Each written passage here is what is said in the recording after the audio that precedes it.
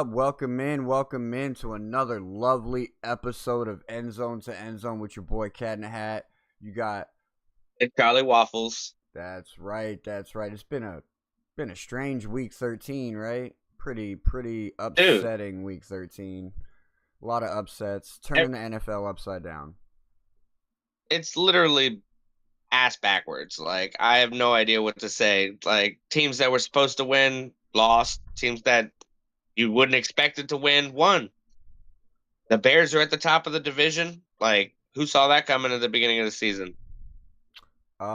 Probably only Bears fans, to be I don't even honest. think Bears fans saw that.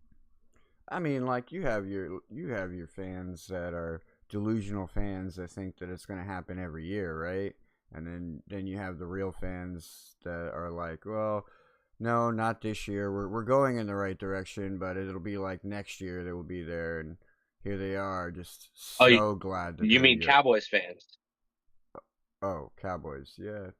I mean, Cowboys are doing a lot better than expected too, man. I'm telling you, man, this NFL right now, it's upside down. Like It's definitely backwards. all the teams that from last year that you thought were going to be doing great and leading the league again, they're not. It's all these new teams are coming out and leading the league. All these young guys, these rookies, second year quarterbacks, new coach teams, like coaches that are in their second or third years. Just the young studs are coming out and showing us that like age really does matter, man. They're here to play ball. They're here to play ball. So how was your Thanksgiving, man? Let's start with that. Mine was great. Definitely had a lot of family, a lot of friends around, a lot of food. It was a little unorthodox. We did a little more cooking than we normally do, but we had mm, so much food. Cookies, pies. I always start with dessert, you know. Uh, Got to start with the all dessert. the sides, all the different potatoes, mashed, sweet potato, mashed potato, just everything. It was so good. And then don't forget the obvious fan favorite, the turkey and the ham. The turkey and the ham. So what did your plate look like? Overflowing. I had to actually had two plates in one sitting because they weren't big enough for me. Right, right, I right. had one plate, and then I was like, well, don't need another plate, but it So worked out. so what was on your plate? Fill us in on what was on the plate. Just told you what was on my plate. Oh, everything, yeah. I had sweet mashed potatoes, green bean casserole, regular mashed potatoes, turkey, ham, both turkey and ham gravy, one of my mom's homemade biscuits on plate two, cornbread casserole, rutabaga, well, I always forget the cranberry sauce, but my Uncle Spencer remembered it this year. He got it Nice. on the table and made sure it was there, so he won a prize. Uh, and we did forget about our lovely ambrosia salad in the fridge. So that got busted out later on in the pie round, and like some of the people had already left and they didn't get to enjoy that. But hey, more for us. More for y'all. So I imagine y'all had a packed house, and we can't forget that it was. Oh yeah, we definitely had a packed house. We had about 15, 16 people, um, friends, family, a little bit of everything. Grandma got to be there. Yeah, I saw some pictures. It looked like a good old time. Oh yeah, it was fun. And of course, we had to watch the Macy's Day Parade in the morning. We had to watch a little bit of the dog show before the football game started, and then it was football from there on out. Don't get me Football. wrong, I did watch a little bit of that basketball game, that college basketball game that was on. I watched a little bit of that, and then we switched it over to the Dallas Cowboys game. We'll call it the Dallas game because they pretty much rocked them boys. Like, I mean, we can go ahead and start with that game. We'll pack all the Thanksgiving Day games together because it was a full day of football, and that's pretty much all I did. I hung out. I had a nice relaxing day. Like I'm done doing like all kinds of gatherings at my house anymore. So it's like we go out, You know, 'cause it's just too much hassle. I'd rather help somebody clean up a little bit afterwards than have to like deal with everything. You know what I mean? You know what my house looks like. It's a Yes. big house. I have a lot of people that live in my house, so it's already enough. I don't need extra work added on to my busy schedule. So for the most part, like it's probably until about midway through the first game, like we were kind of just chilling, lazing around the house. Me and Caden just doing football stuff. Like I actually got him to go outside and like play a little bit of football and like be outside and be active. So we were kind of lounging around. Very lazy day for me, you know, just kind of like waiting for that food. I didn't really eat a whole lot the day before. I'm like, I'm gonna save everything for tomorrow, and I'm gonna pig out, right? Do we wait? And then of course we went over to my sister-in-law's. Like her mom and her other sister came down for Thanksgiving, so they were down here. Not a whole lot of people, but we were over there and had my ham and my green bean casserole and my cornbread and deviled eggs and mashed potatoes and well, the stuffing, of course. I ended up having a turkey here because my dad smoked a turkey, so I had like turkey leg here. I did munch on that throughout the day because he smoked a turkey. They were loners, man. They didn't even want to come. They just stayed at the house by themselves. But I guess I was here with them all day, so it was kind of they weren't home alone all day. You know what I mean? So Wait. but all in all, it was good. Other than that, it was football for me. I had it on my phone all day long. Once I left the house, you know, it was like it was on the phone, and it was just like that's where you could see me. But yeah, it was good. We watched Dallas like come away with the win there, right? And that was amazing. What's up, Kenna? Yeah, Welcome in. that was definitely intense. That was intense. Tell me a little bit about what you thought about that. Like, was that a good performance from Dallas, or was it a bad performance from the Kansas City Chiefs? Um, Well, I'd have to say a little bit of both, obviously. I had a Kansas City Chief fan and a Dallas Cowboy fan in my house for Thanksgiving. Shout out to Uncle Jerry and shout out to Dave, my basically my cousin Jesse's boyfriend's brother. That was a mouthful, but damn, it was fun to watch them two go back and forth. I literally got to the point where my Uncle Jerry was like, "Don't worry, Dave. I'll let you know what's gonna happen. You don't even gotta watch, man. You just enjoy your plate of food, and I'll tell you what happens." And the Cowboys told him what happened. They showed him that they were still them boys, according to my Uncle Jerry, and it was great. they still them boys. They still them boys. Hey, we still them boys. Just so you know,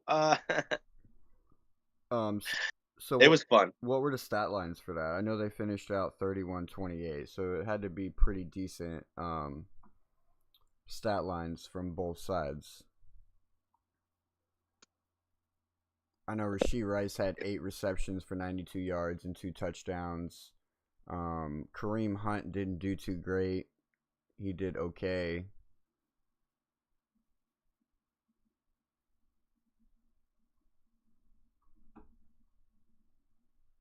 Why is this being so?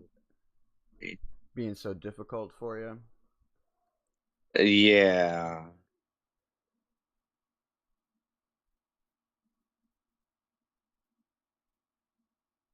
You know what? Let's just do it the easy.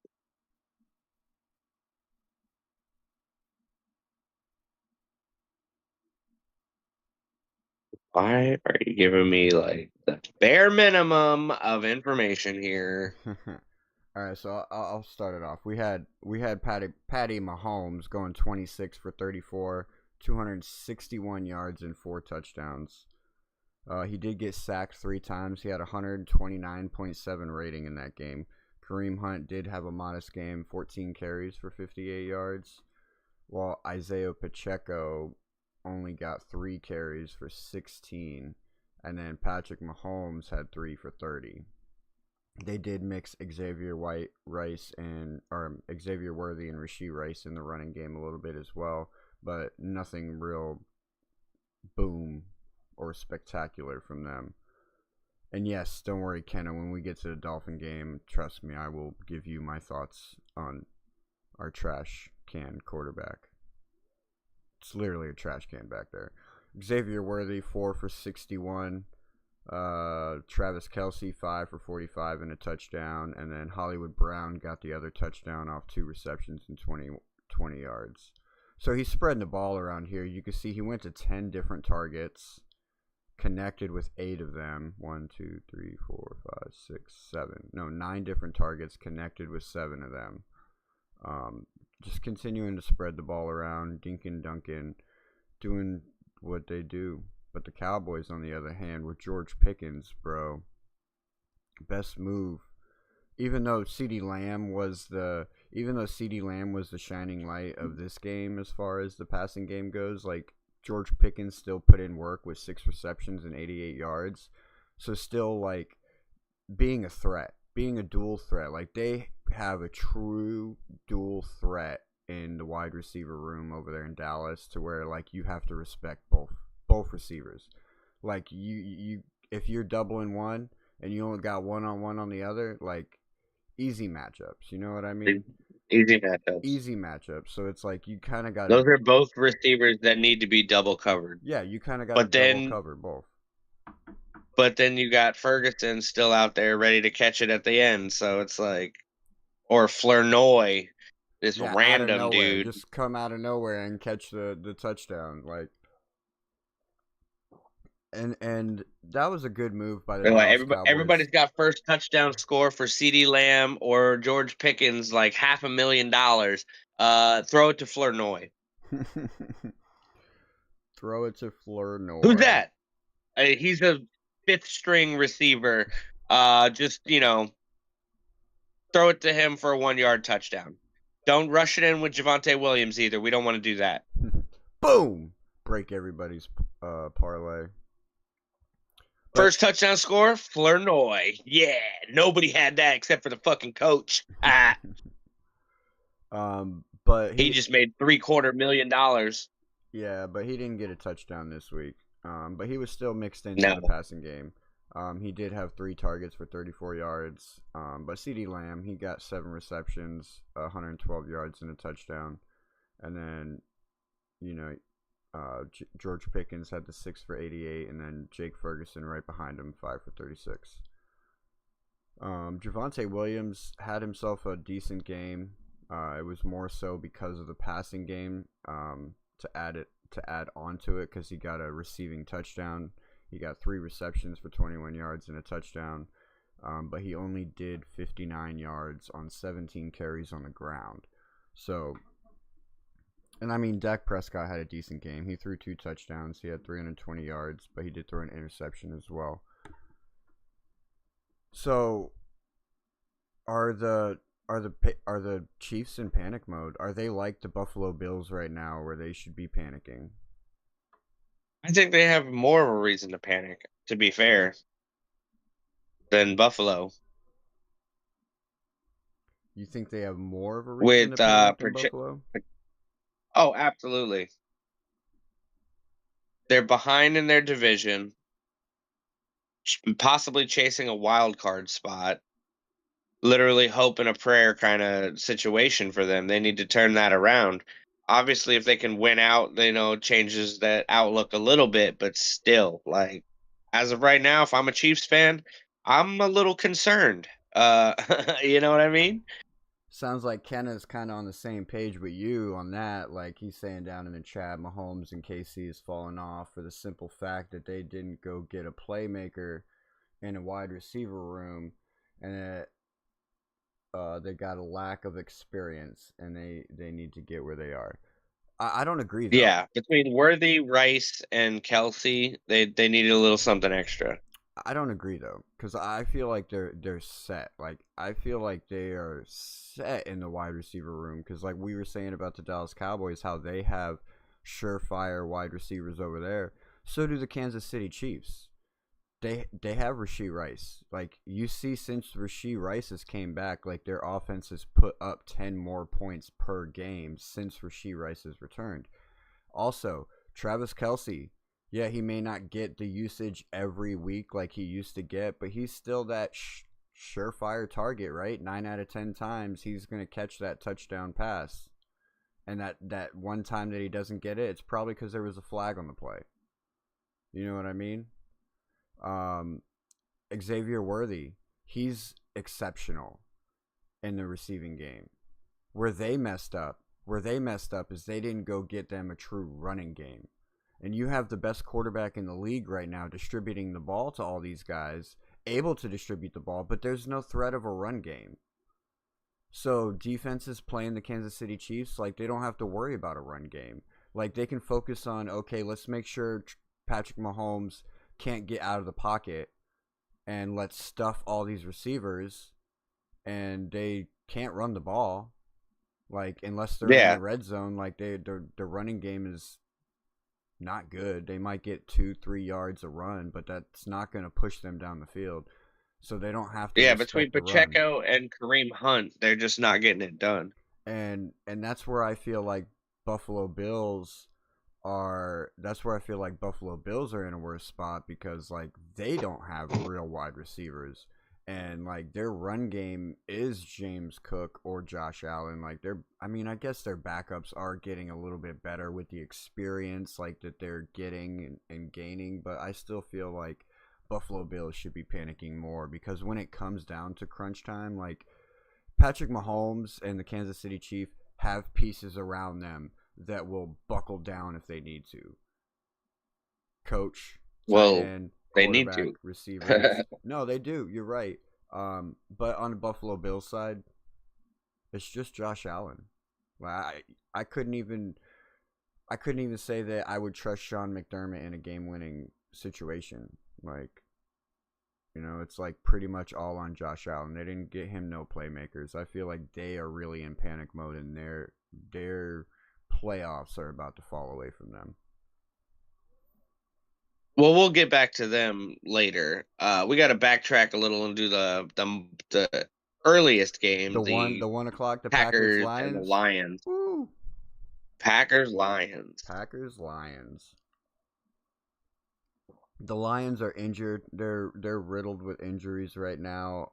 All their receivers are gone pretty much. They lost Amon-Ra St. Brown early in that game. The biggest thing was losing Amon-Ra St. Brown. Bro, they lost him at the first quarter of the game. He didn't register 1 yard. And he blew my parlay. Bro, he blew 3 parlays for me. 3 parlays. The only leg I missed. I got the money back for the bets because he was the only leg that I missed on all 3 parlays.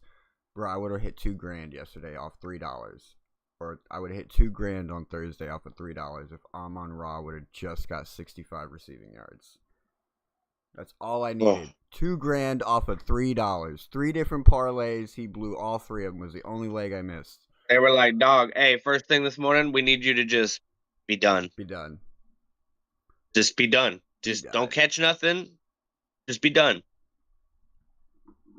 Go take a nap. Go enjoy your Thanksgiving, motherfucker. You got the day off. But yeah, so I mean, obviously he's injured, but still, like, Jesus. It was bad. So Detroit Lions obviously losing all of their playmakers on offense, because like you gotta think everybody's out. The only people they literally had was Jameson Williams. And he went off. He did his job. And he went off. Sonic and Knuckles, it wasn't enough, because once you realize, like, you focus on Sonic and Knuckles, like, because there's no passing game. Like, the Packers did their job. The defense did its job and was able to shut down the non-existent offense from the Detroit Lions. So Jamar Gibbs, 20 attempts and 68 yards. David Montgomery, 8 for 32. And then Jameson Wilson, 1 rush for -5 yards. But the Packers looked good in that game. He did get 7 receptions for 144 yards and a touchdown. So he definitely went off in Amon-Ra's, replacement. But that tag team duo should have been way more dynamic. Well, not only that, they're down tight ends too. Like Sam Laporta's on IR, and then Brock Wright was dealing with an injury designation, so it's like, you know how important a tight end is nowadays in these Oh yeah. offenses. You know, especially for extra the blocking, the dunk off pass over the middle. You know, when your outside routes are gone, they're not there, they're not available. You know, you get that tight end coming across over the middle. It's usually a surefire, like, oh, there's a first down. Let's keep this drive rolling. Well, they didn't have that option. They weren't able to produce like first downs. Like they got most of their production came off big chunk plays, like either from Jahmyr Gibbs or David Montgomery in the play action. So, but on the other side of the ball, the Packers, they did their job. They look pretty good, man. They're up and down. They have games where they look really good and they definitely look like they belong fighting for the Super Bowl. But then they have weeks where it's like, why are these guys in the conversation? You know what I mean? Jordan Love, like, I agree. it's weird too because it's like they alternate too, right? Because like last week, it wasn't really, they didn't win off the back of Jordan Love, but I feel like this week they kind of won off the back of Jordan Love because he had what, 4 touchdowns on 220 yards or something. He didn't have a whole lot of Yeah. yardage, but he had 4 touchdowns and like very efficient with the Yeah. ball. I don't think he had any turnovers. So they were very efficient with the ball.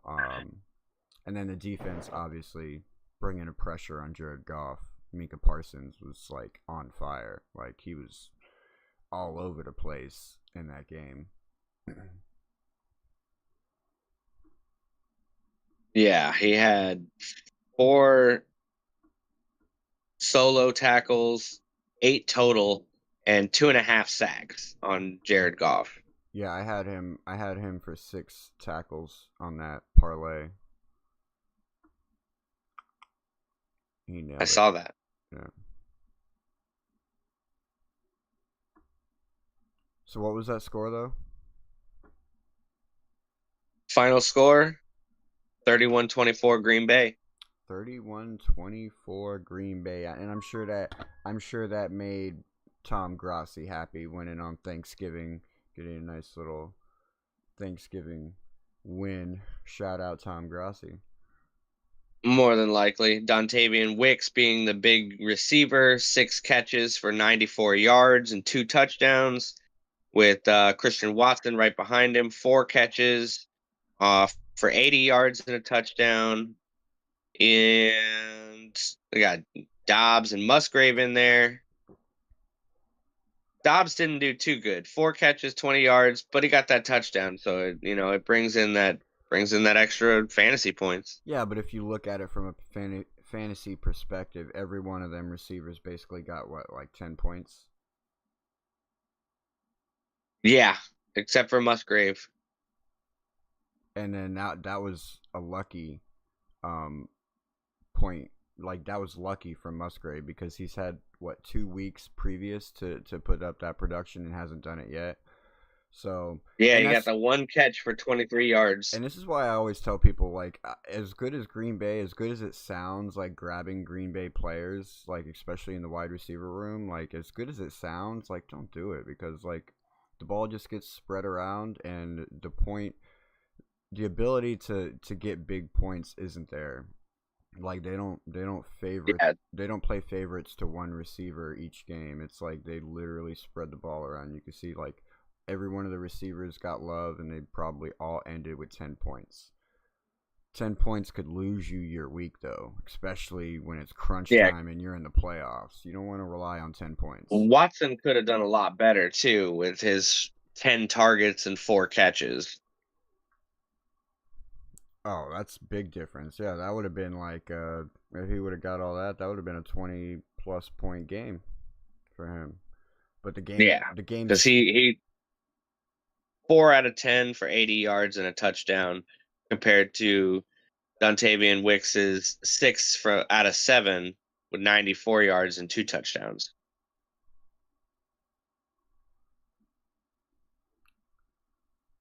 Oh, he had 2 touchdowns, Dontavian Wicks. Oh, that's right. He Yep, did have 2 touchdowns. it Yeah. did have 2. Oh, so he put up 20 plus points then. Yeah, he got somebody there. Yeah, he got somebody. But I guarantee you he was sitting on a bench. Because it's too risky playing Green Bay. You don't know. You just don't know. Yeah, no, I agree. So then we move on to the night game, Thanksgiving The night evening. game. The Hey, old, hey, what did the Bengals say to the Ravens? I don't know. What did they say? Hey, let me burrow that ball.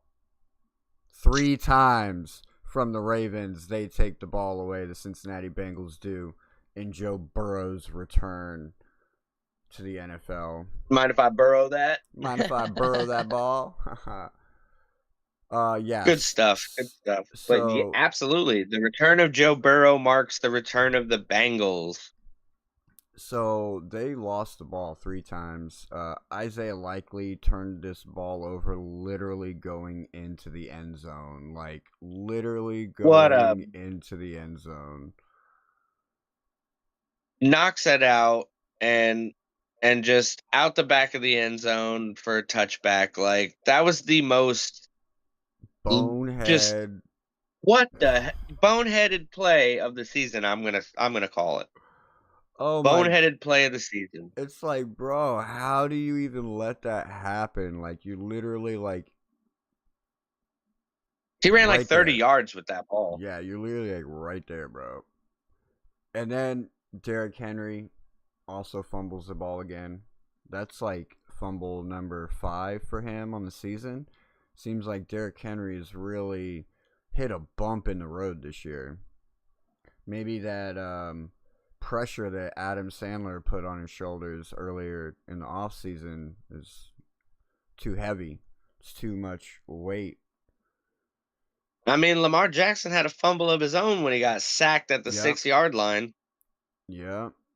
And Lamar Jack actually wasn't that like a it was kind of like a hitch pass. Like I think he was like trying to pass it and it was qualified as a fumble. Oh, yes. So what had happened is he was gonna bring it back. He was gonna bring the ball back. He went to pass it and he was gonna like fake it and then bring it back, but it slipped out of his hands as he So was a pump fake that fucked up. that fucked up. Yep, and that was yeah, horrible, horrible. Let me burrow that ball, and then Joe Burrow gets the ball, and what does he do with it, Waffles? After the fumble? No, I'm just saying in general. What did he do with the ball during that game? Okay, I was going to say, because after the fumble, he definitely turned it over on downs. But when we hit that stat line, this man threw 46 passes, 24 of them were caught for 261 yards and 2 touchdowns, having been sacked only one time himself.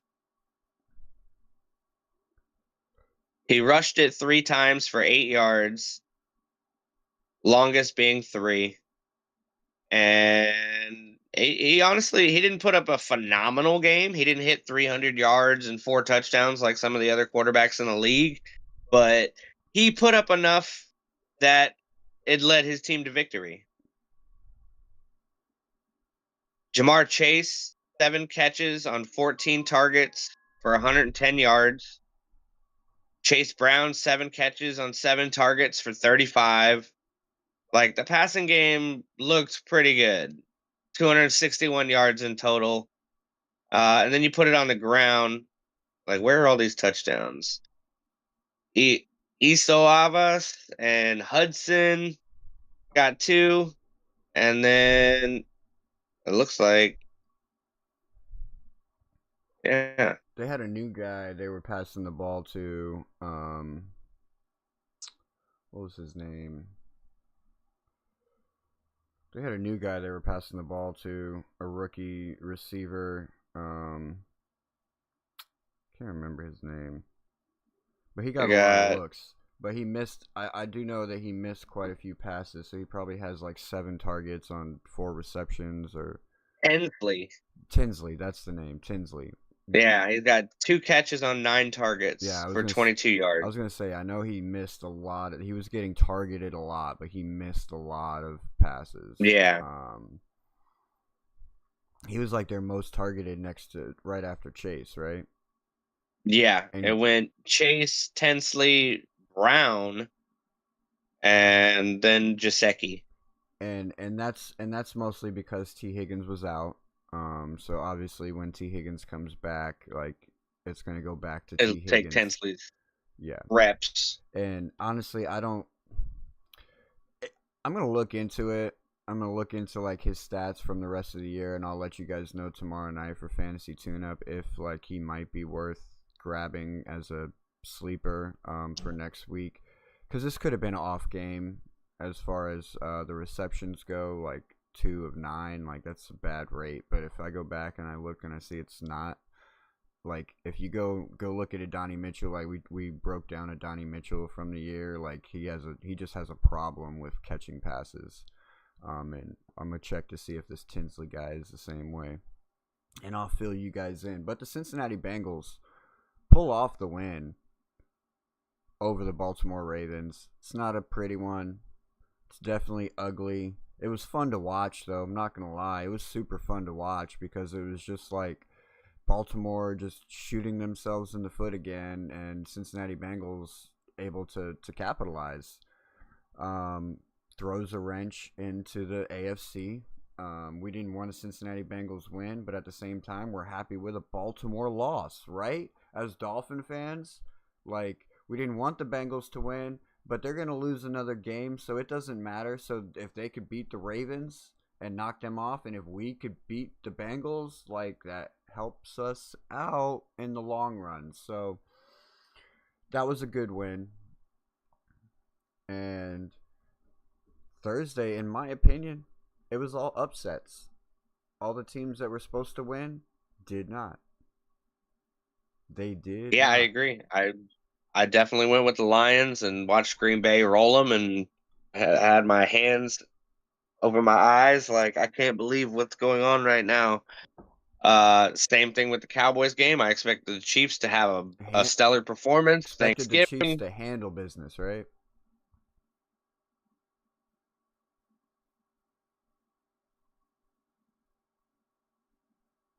Hold on. Your audio got messed up.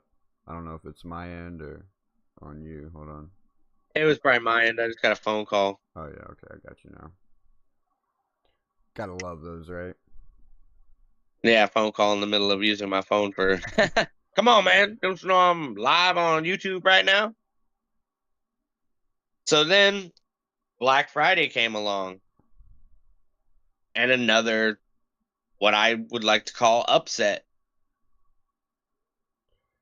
The Bears and the Eagles. I mean, yes, looking at it from the outside looking in, yes, we would call this an upset. But at the same time, like, paper to pen, like, looking back at it, no, I don't think it was an upset. I think the Bears were supposed to win. Did I go for the Bears? No. I went for the Eagles. I thought the Eagles were going to, like, try and fix it. I thought they were going to use Saquon Barkley. The reason they made it to the Super Bowl and won the Super Bowl last year was Saquon Barkley. And they're not using Saquon Barkley this year. And, man, is it really affecting their performance? It really is. And you know the Chicago Bears broke the tush push. Did you see that? They broke it. They fucking broke They the pulled tush that push. ball right out of Jalen Hurts' hands and said, "Let me burrow that." Let me burrow that ball. Yes, the Chicago Bears. It's all about the callback. The Chicago Bears broke the tush push. Wright gets in there and just like you can go. I have a video of it. You can go on our page and you can see it. I have it zoomed in. You can see it and everything. He just goes in there. And he just like yanks that ball out and then jumps down on it. And it was so funny because he like literally walked around the freaking the whole thing to come in from the back and was like, "Let me just get up in there and boop, pop that right out." Broke the tush You push. using that, dude? You guys using that? No? Okay, let me burrow it. No. You can have it. So yeah.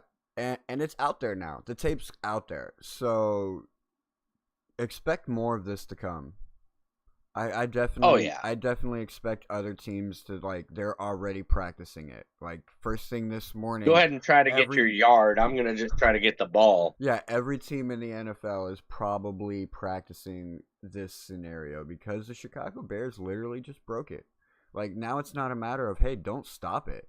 Now we found out the best way to actually use it, and it can become a defensive play if you can prepare. And you can get somebody back there like, hey, just go back there and just snatch that ball out when he's trying to lunge forward. Josh The Allen. only place I would probably not try to do that is on the goal line. Why not? Once he crosses the goal line, it's a touchdown anyway. Well, I mean, like, you could still have like 7 guys on the line to be a wall and have one guy that just like comes around and that's his job. I get it. I just wouldn't try it there. I got you. I would try it every time. Those they're 4th and 1s? Oh, hell yeah. They're throwing tush push at me. All right, somebody go back there and get that fucking ball. But Kyle Monange pretty much like looked amazing. 22 attempts, 130 yards and a touchdown. DeAndre Swift, 18 for 125 and a touchdown. The run game was definitely unstoppable from Chicago. Yeah, for sure. They didn't have to really pass the ball much at all. Caleb Williams was under 200 passing yards. Yeah. Komet with 3 receptions for 36 yards and a touchdown of his own was the only passing touchdown. And the rest was literally one on the ground. Yeah. Chicago Bears, definitely ran the ball down the Eagles' throats. Literally. Like the Eagles should have done. Like with the Saquon Barkley. Eagles should be doing, but they're not. And so the question is with the Eagles. Same question we had with the Bills and the Chiefs. What's going on, man? What? They're trying to push their entire offense through Jalen Hurts, and I don't understand why. Yeah, what's going on? Like, they don't need to. They don't need to. You're not using. They're trying to. You're not using Saquon Barkley enough. Like, AJ Brown is not catching the ball. Like, he's crying for targets, but he's dropping half of them that he gets anyways. Devontae Smith is your definite cleared number 1 wide receiver. Number 1, 100%. But he can't. And you're not feeding him. He can't be that because you have AJ Brown there. That's just will cry to the media and put tweets out. Throw me the ball, you losers. Whatever. Tell Jalen Hurts if he ain't throwing me that ball, I ain't playing. You know, and I think they've also like relied too much. I think they've relied too much on the tush push, like having that extra layer of security of the tush push, kind of got them away from the run game. You know what I mean? Because when they get to a point where it's like, oh, we got 4 downs no matter what, like we could throw here. Oh, both of those were incomplete. Now we're like 3rd and 10. All right, let's run here. Oh, he gets 7 yards. Like, let's tush push for 3. Yeah, you know what I mean? So, like, I think they got to figure it out. They got to use Saquon Barkley more, or they're not Super Bowl they got to contenders. open up that running playbook and get back to basics. Barkley's what got him there last year. He could still get him there this year if they utilize him properly. I get the save it for the playoffs mentality, but you got to make it there first. Like, you can't save it for the playoffs and then not make the playoffs.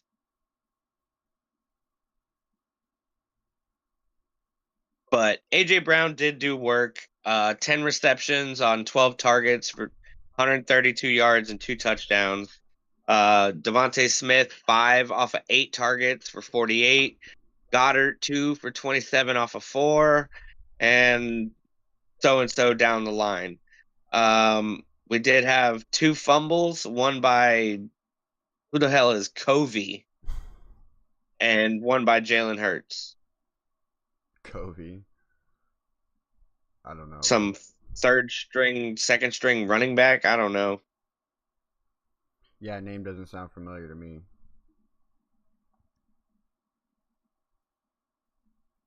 Does not sound familiar to me. Yeah, because when I look under rushing, it's got Barkley for 13 and 56 yards, Jalen Hurts for 4 and 31 yards, And then Covey 0 for 0, 0, 0, 0, and 1 fumble. And no reception. Did Jalen Hurts have a fumble? Yes, he did. Okay, yeah. I just wanted to make sure that they counted that strip as a fumble. Yes, they did. And an interception. That is weird though. Kobe. Who the hell is that? Kobe.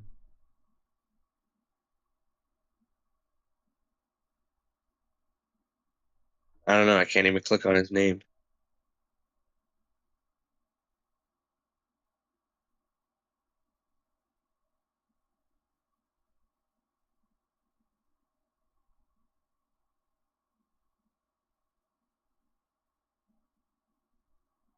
A bang bang bang bang.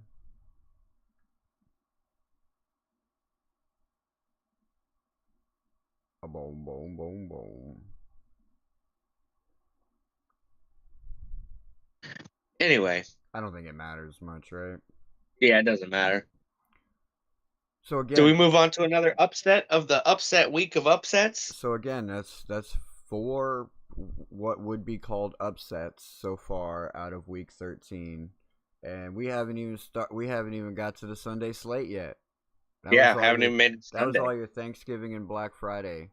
But yeah, let's get to another upset. I have to step out front. I'm gonna be listening. I gotta make a phone call. I'm gonna let you run away with it for a minute, and I'll be right back. All right. Well, we're gonna run away with the Rams and Carolina. This game definitely threw me for a loop. I don't think anyone expected Carolina to beat the Rams, knock them off the top of the division, basically. Let's see. Hit them stats, boys. Yeah, the 9-3 Rams.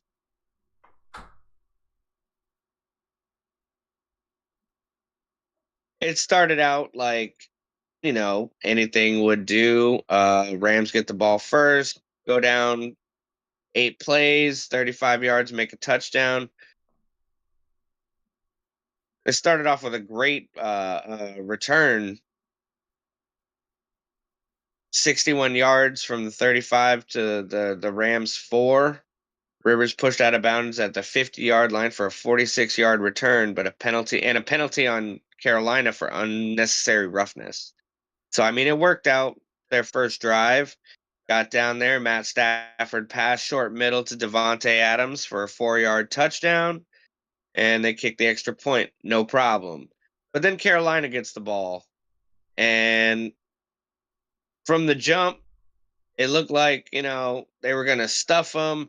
Dottle, the first two plays were carries by Dottle, one for a -1 yards and one for 4 yards, and then boom, Bryce Young, a big pass to Coker for 15, get first down. Then they started running a no huddle offense with Chuba Hubbard for 6, Rico Dottle for 1, Hubbard again. So they definitely were going back and forth between these two running backs. Hubbard ended up getting the better of the day in the long run.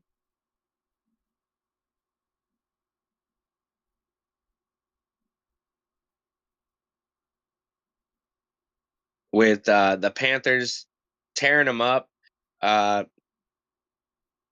3 touchdowns from Bryce Young. Chuba Hubbard, 17 rushes for 83 yards. Rico Dottle's 18 rushes for 58 yards. And then Bryce Young even ran it 5 times for 23 yards. But the big one here is the ability they pass that ball around. Chuba Hubbard got 2 receptions for 41 yards and a touchdown. McMillan got 1 big catch for 43 yards and 1 touchdown off of 2 targets. And then Coker, 4 receptions off 6 targets for 74 yards and a touchdown of his own. So Bryce definitely passed the ball around, like he shared with his team to come out with this victory. But the Rams defense really it is what made it like look sad, because Matt Stafford did 18, 28, 243 yards, 2 touchdowns, but he also threw 2 interceptions and had 2 sacks. Kyron Williams, 13 rushes for 72 yards and a touchdown. Corum, 7 rushes for 81 yards and a touchdown. Like, they put up numbers. It's not like they weren't getting it done. Puka Nacua, 6 catches on 9 targets for 72 yards. Devontae Adams, 4 for 58 with 2 touchdowns. So they still scored 4 touchdowns on the day. It just wasn't enough to take out the Rams, which was surprising. Again, another what the heck just happened in the NFL situation.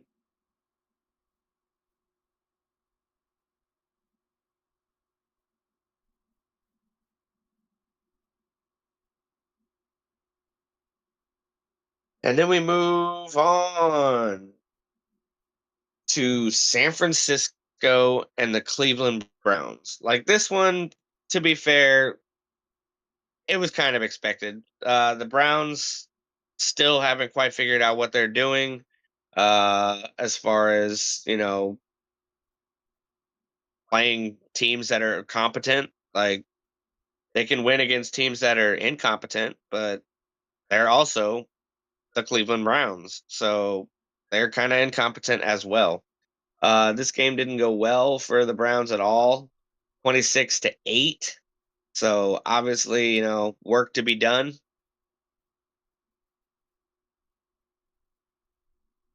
Christian McCaffrey had 1 pass. It was not completed. That's pretty funny. But McCaffrey did 20 attempts, 53 yards, and a touchdown. Brian Robinson, 8 for 26. And a few other rushes. Mac Jones and Brock Purdy got out there and got some rushes. Brock Purdy, 16 completions of 29 attempts for 168 yards and a touchdown. It's like they did just enough to win. George Kittle, 4 catches on 67 yards. Jennings, 4 catches on 39 yards and a touchdown. They passed the ball decently. Nobody got like great production except for Kittle. But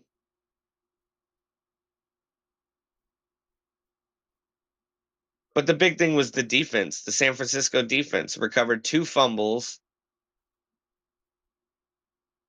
and got a total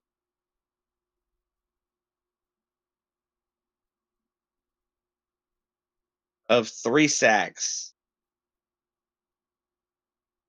And that was the difference maker for this game. They didn't let the Browns get started with anything. Shadir Sanders, 16 completions off of 25 attempts for 149 yards and a touchdown. Got sacked 3 times. Dylan Gabriel, 1 for 1, no yard, no gain.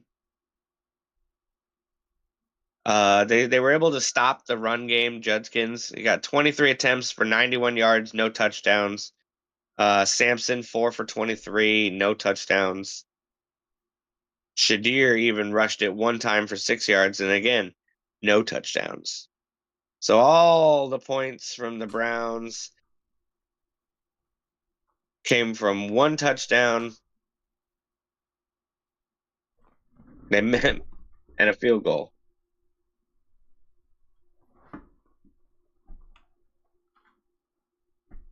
But the 2 fumbles is what really sealed the deal for Cleveland. They had no chance. Yeah, Losing out 26-8 to the San Francisco 49ers. I think that's the one game.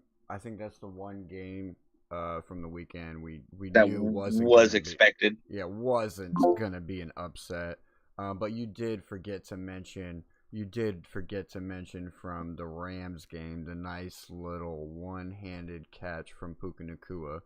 I didn't see it. There were 4 There were 4 OBJ style catches yesterday in the NFL. Puka Nacua was one of them. Go check it out. It was really nice.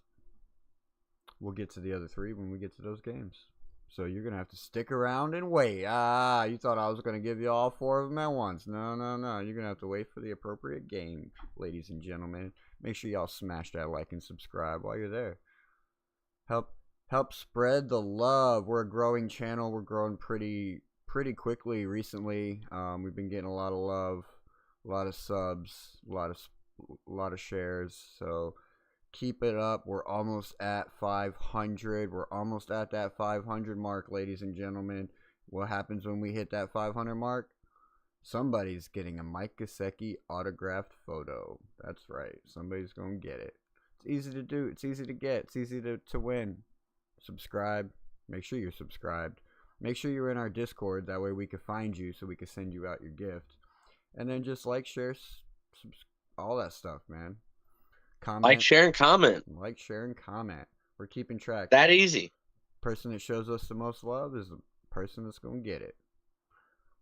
Yeah, buddy. Oh, and another thing with the 500, right? Since we're so close to 500 subscribers, we're also so close to our first mile a day. That's right, DCC. You can see the QR code up in the top right corner. We're taking donations for every $500 that the AFC Eastie boys can raise. I will be running a mile per 500 every day, all the way up until the 5K. And that's in February, ladies and gentlemen. So y'all can make me sweat. Y'all have lots of time to make me sweat. There's no limit. There's no limit, ladies and gentlemen. We raise $5,000. Whew, I'm going to be running 10 miles a day. I'm going to have to get up at 4 o'clock in the morning. I'm going to have to run five miles before my day even starts. And then when I get home from work that night, I'll have to run the other 5 miles. I don't care, bro. Cancer is something that we haven't been able to beat yet. And it's anything we can do to help. I want to help with that. So please go make a donation if you can, even if it's just $1. Like, anything helps. To Brielle from the Eagle Grill and Oyster Bar, who donated $20 on Sunday. Thank you for that. I appreciate it. I saw that come in last Sunday. Okay, appreciate it. But yeah, so there's that. We also got our Macari shop. You definitely got to check that out. He hasn't put the profile link up on our page yet, but he will do that today so that you guys can have access to the Macari shop. It's a great place to go, especially right now during gift giving season. It's the best place to go shopping, so you can ball on a budget. And not only that, you could be the guy at the Christmas party that has the different gift. You know, I don't know if you know what it's like giving a gift to a kid and that kid opening it and screaming at the top of his lungs, "I already got this!" That's the worst feeling in the world, ladies and gentlemen. But guess what? If you shop on Charlie's Choice Collectibles, you're not going to have to experience that. Because this isn't stuff that you're going to find at Walmart and Target and Five Below and these dollar stores. No, these are special finds. These are one-of-a-kind finds that you're going to be able to give an actual meaningful gift to the person you're giving. I'll give you an example. My son likes the Tampa Bay Buccaneers, and his grandpa was really into NASCAR. And so I got him a Tampa Bay NASCAR car for Christmas. So, I don't know. Full size too. Full size. No. Yeah, no. It's about a 24 scale. Yeah. Super cheap too, man. Didn't break the bank, ladies and gentlemen. So make sure y'all go check that out, and you might find something for yourself. It's also where you find these nice little AFC Eastie Boy jerseys. Oh yeah, you can get them customized. Just let them know in the comments. Hey, let me get one of those nice, sexy AFC Eastie Boys jersey so you can rock your team and you can represent your favorite podcast on the YouTube stream. Let's effing go. What's the next game on our list? Looking like the surprising Houston Texans over the Indianapolis Colts. Surprising to who? Did you see my prediction video Saturday that I put out Saturday? I picked the Houston Texans. The way they played against the Bills, they had to come out and they had to do the exact same thing against the Indianapolis Colts. And they did just that. Their defense was dominant, was not allowing anything to develop downfield. Like, they were pressuring Daniel Jones. They weren't letting Jonathan Taylor run all over them. I think Jonathan. Yeah, with Jonathan Taylor's 21 runs for 85 yards, like Yep. he ran, but Not he didn't destroy him. he didn't do Jonathan Taylor things, if that makes sense, ladies and Yeah, gentlemen. Like, we've seen what yeah, he Jonathan didn't Taylor's break off done this year, 40-yard runs for touchdowns. and And Daniel Jones with only 14 completions off 27 attempts for 201 yards, 2 touchdowns, but and one to Pierce and one to Warren.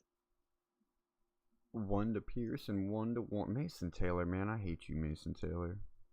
You killed my parlay yesterday. My 6-leg touchdown parlay. He was the only one that didn't get it. But the thing that worries me with the Houston Texans, I love their defense. Their defense is definitely Super Bowl caliber defense. It's just their offense can't get them there. I don't think their offense is good enough to get them there. Like, their quarterback, even with Davis Mills playing better than CJ Stroud, even though CJ Stroud, like, I don't understand either, because CJ Stroud should be the better quarterback. He's definitely way more mobile than Davis Mills. Like, yes, Davis Mills is a little bit more accurate with the ball. But it takes away a dimension when you don't have the mobile aspect of the quarterback, because their run game isn't great either. You got Woody Marks and you got Nick Chubb. They're really hurting for Joe Mixon, which I think would come back in the playoffs if they make the playoffs. I think Joe Mixon will be back for that, but in the meantime, like, I just don't think that they're going to be able to win the games that they need to win here in the next couple weeks, to make it. So I think they're pretenders right now, ladies and gentlemen.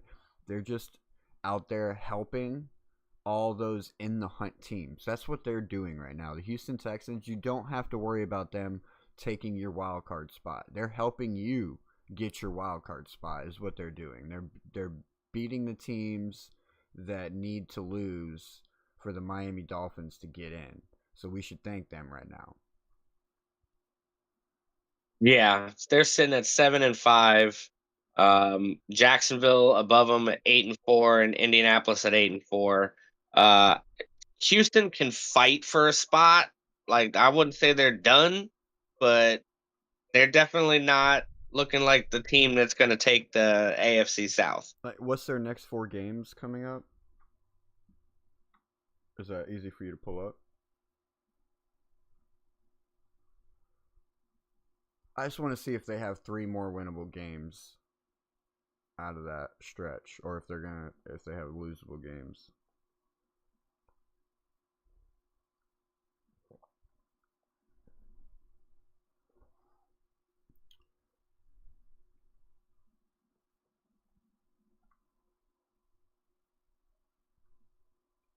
I normally would pull all this up, my guy, but I just didn't have my laptop set up this morning.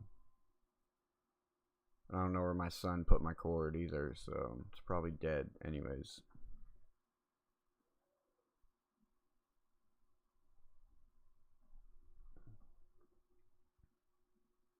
Houston, right? Yeah. Bum-ba-da-da. Loading. While he pulls that up, the Colts are. They got the Chiefs, Cardinals, Raiders, Chargers, and then the Colts again in Week 18. So yeah, they easily could lose 3 more games. Chiefs, Raiders, Chargers, Colts. Any of those 4 games, they can lose 3 of them. Yeah, the Chargers, the Chiefs, and the Cardinals will probably be their tough ones, and then I could see them easily defeating the Raiders. Yeah, easily defeating the Raiders. and losing to the And Colts maybe even the again. Cardinals too. Yeah, because I mean the Cardinals with Jacoby Brissett, like they've been pulling it together for sure. Like they didn't pull it off yesterday. They almost did against the Bucks, but they weren't able to pull it off. That was a 20-17 score. Tampa Bay. Baker Mayfield played. You had Amika Ibuka out there, Chris Godwin out there. So the Tampa Bay Buccaneers are starting to get their team put back together. The question is going to be Baker Mayfield. And that's going to be the question moving forward with the Tampa Bay Buccaneers. Because he did sustain a decent injury last week and kind of worked his way through it and made it onto the field this week because they're in win now. They're in win now mode, especially since the Carolina Panthers won their game against the Rams yesterday. That basically has them tied up for that division. So now it's the Tampa Bay Buccaneers aren't able to walk away with their division like they were. Like it was looking like they were it's win or go home. Correct. So they're definitely going to be stressing to be constantly playing Baker Mayfield, but I think it could end up hurting them down the line. Like right now they're looking good. Good enough anyways. They get the win over the Cardinals. But it's not Tampa Bay-esque, if that makes any sense. Like what we've been seeing from Tampa Bay. They're not playing Tampa Bay caliber football. Bucky Irving did have a decent game in his return, though. He toted the rock a few times. I think he got into the end zone.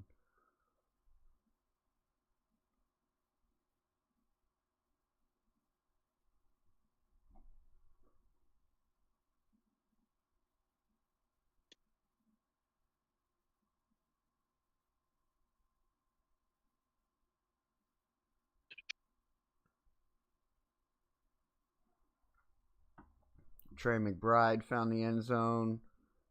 He had, 6 receptions for 73 yards.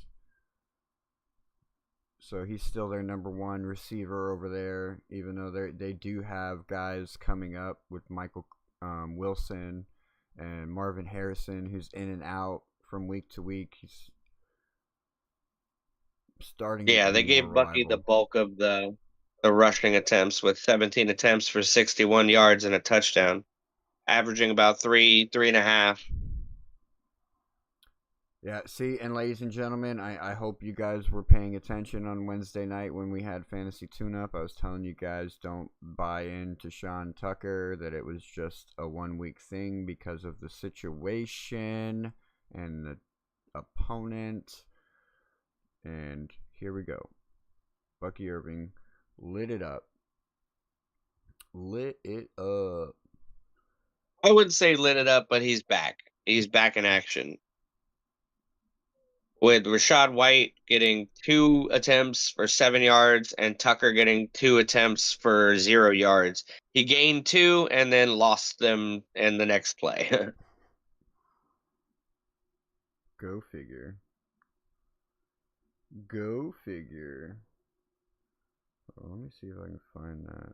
Who the frick is Wirfs? Wirfs? Tristan Wirfs? Wirfs. T. Wirfs. Tristan Wirfs. He's actually a lineman. Well, he got 1 catch for 2 yards and a touchdown.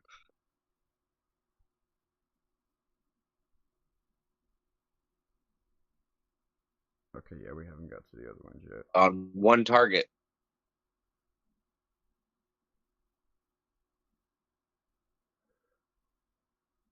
Hell yeah. I love seeing linemen get touchdowns, bro. I love seeing linemen get touchdowns. I was hoping that Danny Brunskill would get a touchdown for the Dolphins yesterday, but we're not there yet, so it doesn't matter. We're not there yet. We're not there yet. Vikings Seahawks. Oh man. The win, the team that won wasn't an upset. The fact that the Vikings put 0 points on the board, now that's pretty upsetting. the Vikings went from one of the hottest teams in the NFL last year. Granted, Sam Darnold couldn't take them to the promised land because he's not a playoff caliber quarterback, but they still did well. They had all the JJs out there catching balls. They had running backs out there running the ball, and quarterback doing their job. Well, now they don't have a quarterback doing their job at all. I mean, they have a Brosmer guy out there literally working for the other team. I don't know if you guys saw it, but he got like tripped up and was going to get taken down, but like throws the ball in panic mode and literally throws a pick six right into the opposing team's hand. They take it back for a touchdown. In Seattle, 4 interceptions. 4. Boy, these Vikings are hurting right now. Hurting right now. I would be surprised if they get another win this season. They were unable to get anything going in the run game. Jordan Mason had 6 carries for 47 yards. Aaron Jones had 6 carries for 3 yards. It was a sloppy performance by the Minnesota Vikings all around. Yeah, it was not good. Seattle, though, on the other hand, they did just enough. The defense did its job for sure. They kept giving the ball back to Sam Darnold, who was having a revenge game against his old team. Like, look what happened, guys. You got rid of me. Look what you could have had. You get rid of me, and this is what happens. You guys could have been fighting for playoffs this year. Instead, the Seattle Seahawks are going to be fighting for the playoffs this year because they're looking pretty good. Their defense is definitely Super Bowl caliber defense. The question is going to be Sam Darnold yet again. It's looking just... Can he do it? Can he get him there? It's looking just like it was last year, man. It's looking just like it was last year. The Minnesota Vikings were looking so dominant using Justin Jefferson. Justin Jefferson was having JSN numbers. You know what I mean? TJ Hawkinson was having AJ Barner numbers. Their run game, Aaron Jones, and who was the other guy they had? They didn't have Jordan Mason. They had another guy, but they had a good split backfield. Yeah, Addison.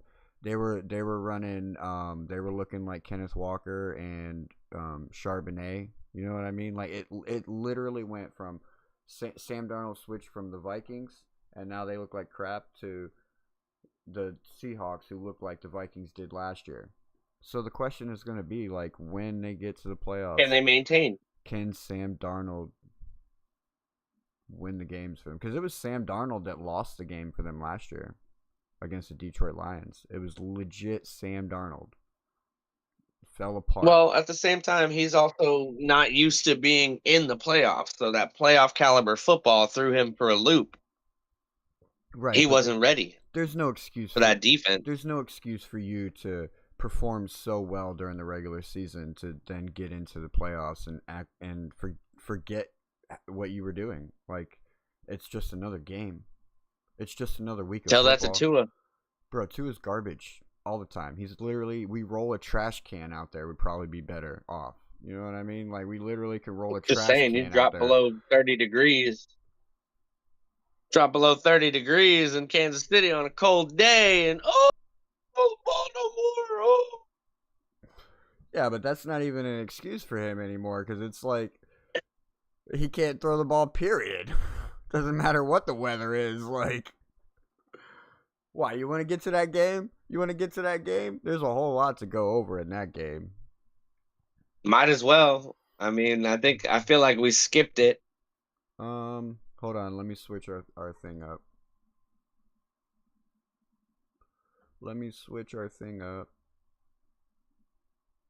Because both of our teams came away with a win yesterday. Well, we didn't cover the Jaguars-Titans yet. But that's all right. We'll cover that. All right.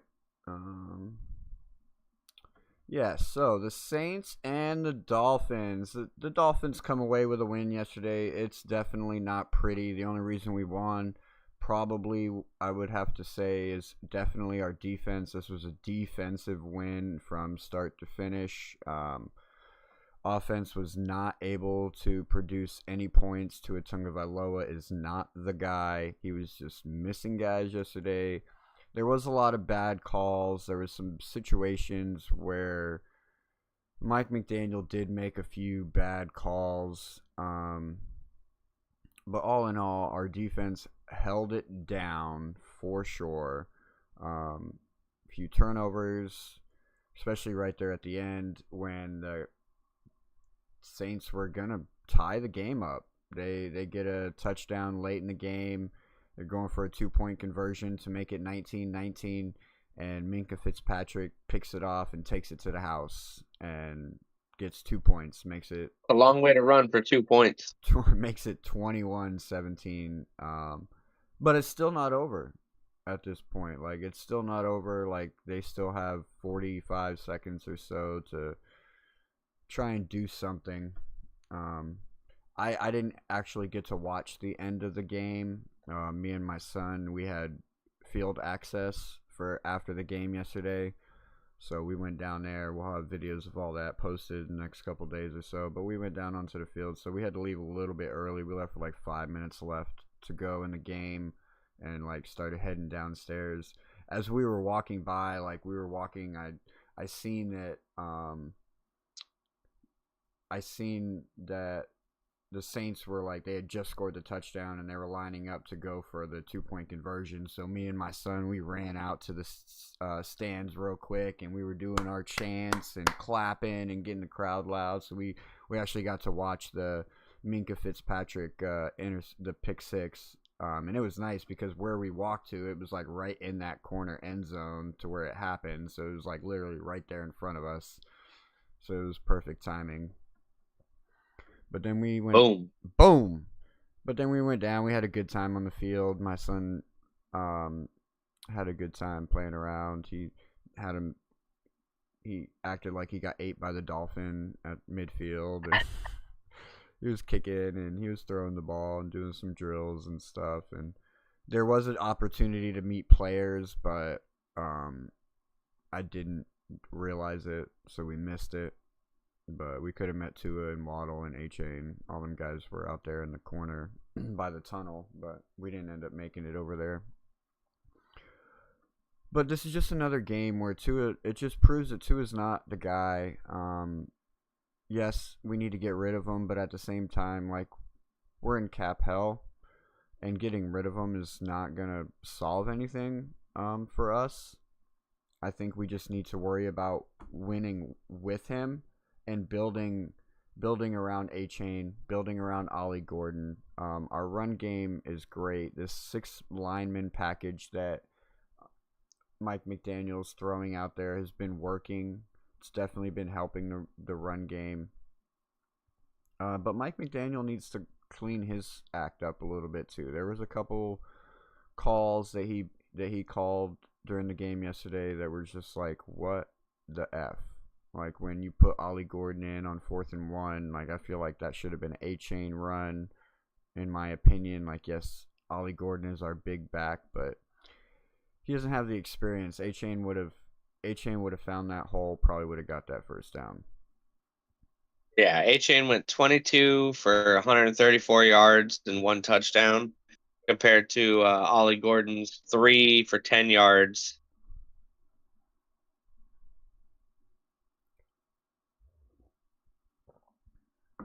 Ladies and gentlemen, I just wanted you to know that the way that we played this game, we definitely it's the problem with the Miami Dolphins, right? We played down to our opponents, which is killing us because we should have won this game 35. We should have won this game like the Jacksonville Jaguars beat the Tennessee Titans. It should have been like 35-7. No doubt, 35-10. We should have been able to light up the scoreboard against this team, but we were not able to. Offense was not cooking. Not cooking at all. Like, Jalen Waddle didn't get a whole lot of receptions. Granted, he was getting like mad coverage, but Tua was just missing players. There were players that were open.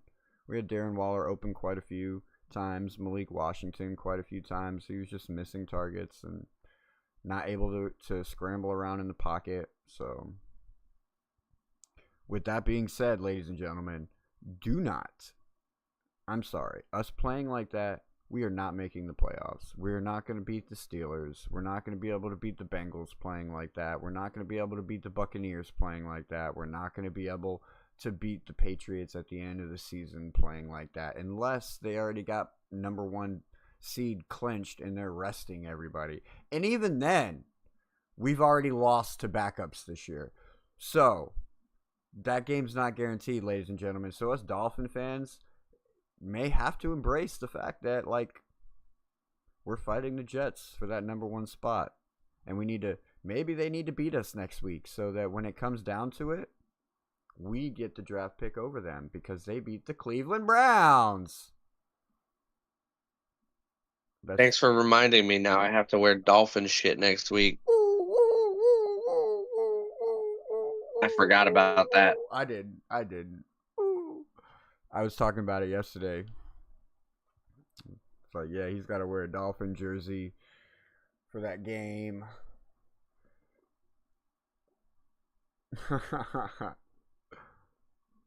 This is me right here, Jackass Joe. But yeah, so basically, if you guys beat us next week and we end with the same record, we're gonna have the higher seed or the higher draft pick over you because you guys beat the Atlanta Falcons yesterday. So the only game that we would have that's different is the Cleveland Brown game, which we lost and you won. So that would give us the pick over you. So let's talk about your Falcons win. I actually called that. That was on one of my tickets, ladies and gentlemen. I called the Jets beating the Falcons. I did. Another upset from this upset weekend, right?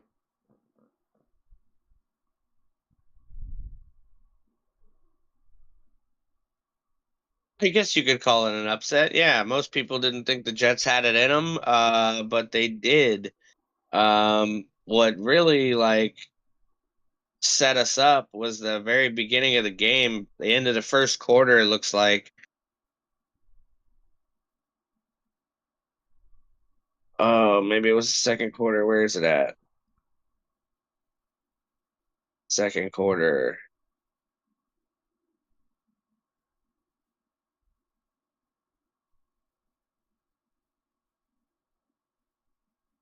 Yeah, our second drive, we had a fumble on 4th and 6 at the Atlanta 44.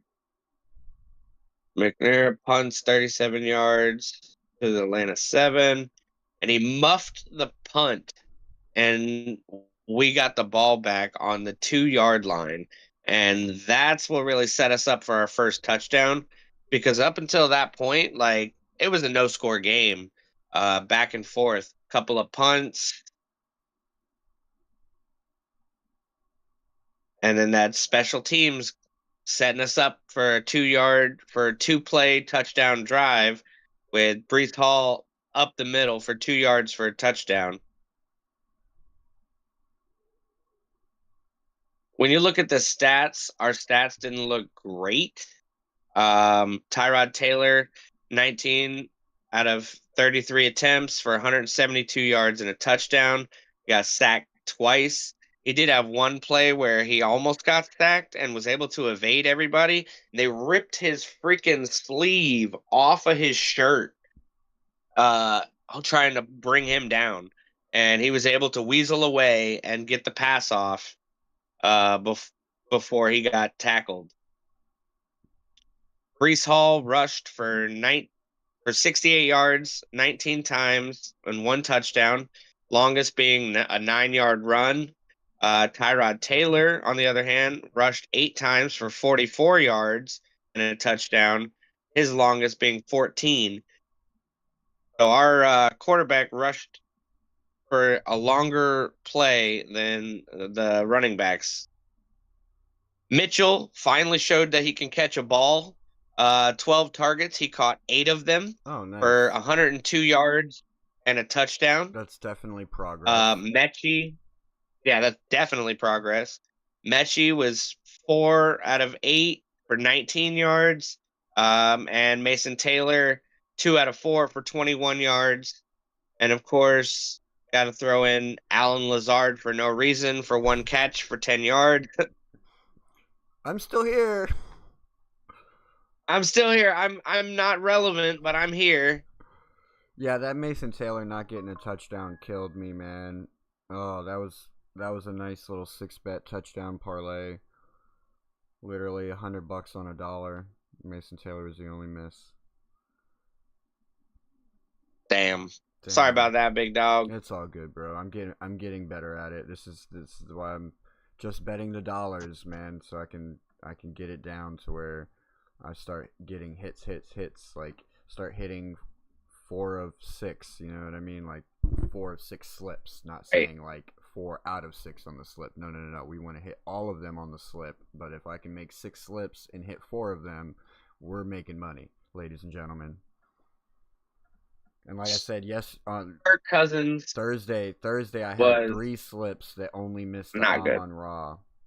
Amon Ra killed 3 total slips. Damn, that was a big payday. Fucking Amon Ra. Makes you want to smack somebody. But Bijan Robinson was the Atlanta rush king. 23 rushes for 142 yards and a touchdown. Tyler Algier, 8 for 20 and a touchdown. Kirk Cousins threw 21 completions out of 33 for 234 yards and a touchdown. So it's not like they didn't perform. They just didn't perform to the best of their abilities. Jets defense getting those clutch pullaways, and then Nick Folk sealing the deal with a 56-yard field goal with seconds left to win the game. Oh, so that didn't go into overtime? It did not. Oh, okay. So yeah, so basically like the Falcons are good, but they're just not good because they can't finish, they can't seal the deal. They can't finish games. They definitely let teams pull away and figure out ways to beat them. I mean, it happened last week against the Carolina Panthers as well. The Falcons were winning and then they lose by 3, you know, so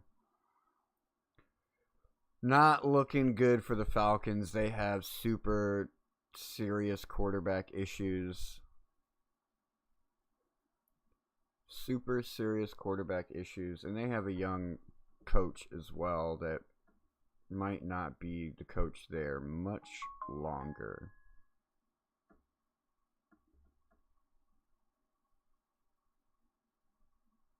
Yeah, it was a nice comeback victory for the Jets.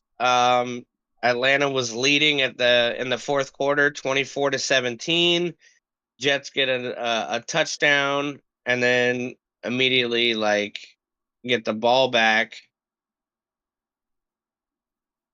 after Tyrod Taylor scrambled up the middle for 10 yards for the touchdown to tie the game. And then that Nick Folk field goal sealed the deal. Sealed the deal.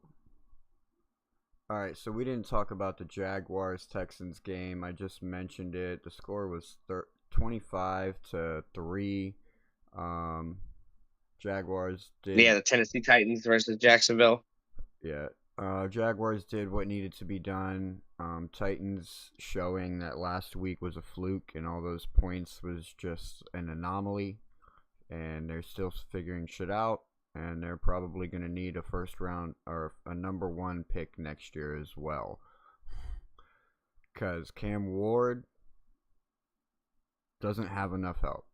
I'm not saying Cam Ward's not the guy. I'm just saying that there's nothing there to help him out. For him to work with. There's no coaching. There's no running game. There's no real receiving game. Like, there's nothing. Nothing. It's literally like Cam Ward against the world. And I feel bad for the guy. Because if they don't get it figured out, it could ruin this guy's career. He could end up like a Justin Fields. You know? And you know, Justin Fields could have been had a lot better career if he was 2 years later. like Caleb Williams, right? You know, not saying that these organizations can't get it turned around. It's a matter of, are they going to get it turned around fast enough to be able to bring this guy to success, or is it going to be like a 3-4 year turnaround? They end up coming off of Cam Ward in 2-3 years before it's time for him to get paid, and he becomes a backup for teams. You know what I mean? Same thing that happened kind of to Justin Fields for a couple years. Same thing that happened to Sam Darnold.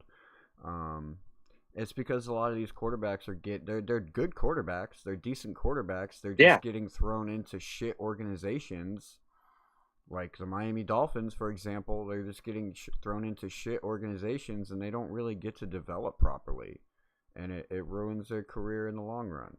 Or maybe they find a place, they find a good place soon enough, like Sam Darnold did. You know what I mean? Like, look at Danny Dimes, got out of the Giants, and he's not looking like he's not a Patrick Mahomes, but he's been leading his team to victories. Like, they're still atop the AFC right now, the Indianapolis Colts. So hopefully, Or he'll end up like Zach Wilson. Or he can end up like Zach Wilson, a permanent backup quarterback. You know what I mean? So hopefully they figure it out over there in Tennessee. Most likely they're going to have another number 1 pick this year, so there's no excuse for them to be able to turn this around sooner rather than later. But yeah, Jaguars win that. Tennessee continues to lose. Moving on. Tennessee is 1-11. Did you want to go through any Jacksonville stats? Trevor Lawrence, 16 out of 27 for 229 yards and 2 touchdowns. So he did break that 225-yard mark. For you betting fans out there. Travis Etienne, 12 for 28. They really didn't do much on the ground. Tootin got 8 for 17 and a touchdown. I'm assuming on the goal line. Most of this was through the air with the tight end Strange, 3 for 45 and a touchdown. And Jacoby Myers, 6 for 90 yards and a touchdown. 6 for 90 yards and a touchdown. There you go, ladies and gentlemen. Jacoby Myers in that trade with the Raiders coming over and finally getting the big thing in this game was the Jacksonville defense, though. They recovered 2 fumbles. Von Miller forced one, and Allen forced one that he actually recovered. Oh, no, 3 fumbles. 3 forced fumbles from the Jacksonville defense. So it's like they were ball hawks. They were going for that ball. Ball hawks. All right, so then we move on to the late slate. And I personally, like I said, me and my son, we were down on the football field after the Dolphin game, so I was not watching any of the late games. I did watch the night game, but I did not watch any of the late games. We were on the field, and then I was driving home because obviously my son can't drive home. He's only 6. So I had to do the driving. But I was over there on Frozen Fin Fam's stream, and we were chopping it up. We were talking about the game, so I didn't need to watch football anyways. It's just the Bills and the Steelers, right? I mean, we needed the Steelers to win that game against the Bills so that we would have the tiebreaker over the Bills when we beat the Steelers in a couple weeks. But the Steelers were not able to do the job. They weren't able to get it done. The Bills put up 26 points, and the Steelers' only touchdown comes off of a one-handed grab from Kenneth Gainwell as he's going into the end zone. There's your second one-handed catch from yesterday, ladies and gentlemen. Yes, Kenneth Gainwell with a nice little, he's running and it catches it out, extended out with one hand and brings it in, gets the touchdown. Only score from Pittsburgh yesterday. Pretty pathetic performance from a team that has been leading their division. Like I said, though, like we talked about a couple weeks, they're going to have to watch their division just slowly get taken away. Even though they got a favor, right, with the Ravens loss, it doesn't matter with them losing to the Bills. The Ravens beat the Bills. Right? Or did the Bills lose to the Ravens? I don't remember. I'm going to have to go back and look at that. Because that's going to matter when the Steelers and the Ravens tie their record later on. I'm telling you, man, the NFL right now is so upside down. AFC is so wide open. So wide open. It's getting to a point. If some of these teams keep losing games, it's getting to a point that somebody might make it in with a 9-8 record. Crazy as that sounds, having 17 games, it's Bills beat the Ravens. Thanks. All right, no cut. All raw, no cut. Yeah, Aaron Rodgers had 10 completions on 21 attempts for 117 yards. Garbage. So the Bills' defense is buckling down, and they're getting business done. Like I have faith in the Bills' defense. Like they were, Bills. Well, we can't necessarily say the Bills own the Dolphins anymore, right? You know that was a pretty convincing win from the Dolphins. I'm just kidding. In the grand scheme of things, right now, yes, the Bills do own the Dolphins. I'll give you that. They own all of the AFC East, and I'm not bought in on the About Patriots. New England. I'm not bought in on the Patriots right now. Drake May is getting too much credit for a Mike Vrabel led team, a Mike Vrabel built. When you're sitting 10-2, it doesn't matter. Yeah, but look at a lot of these games they're playing, bro. It's not won because Drake May's winning it. Like some of the games were won because Trayvon Henderson won. There was one game where Andy Borregals had 5 field goals. Like, Drake May, why didn't you get into the end zone? Why weren't they 5 extra points? You know what I mean? Why is he number 2 in the MVP conversation when you have Matthew Stafford that has 30 touchdowns? You know what I mean? Like, come on. But we're not there. We're still on the Bills and the Steelers. The Bills win. I think that they can pull it together. I don't trust the offense. I don't like how they rely too much on Josh Allen. I hate that they didn't go get him a real wide receiver. Like, Khalil Shakir is great. Dawson Knox is great. You know, you got Keon Coleman. We've talked about him. He's a good deep threat. It's just he's so immature that he ends up, he's just not great.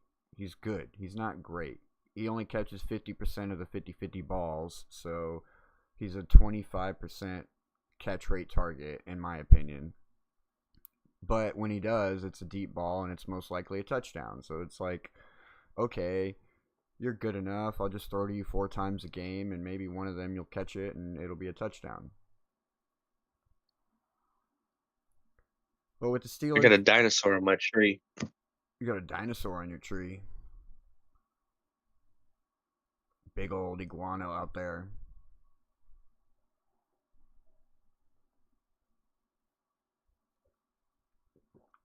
Big old iguana out there.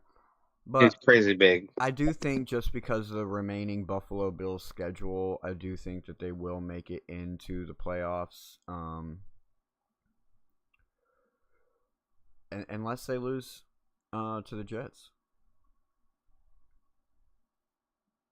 Unless they lose to the Jets. And a game they got coming up.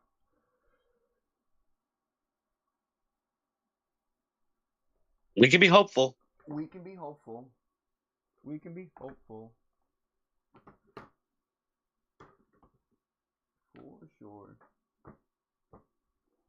For sure.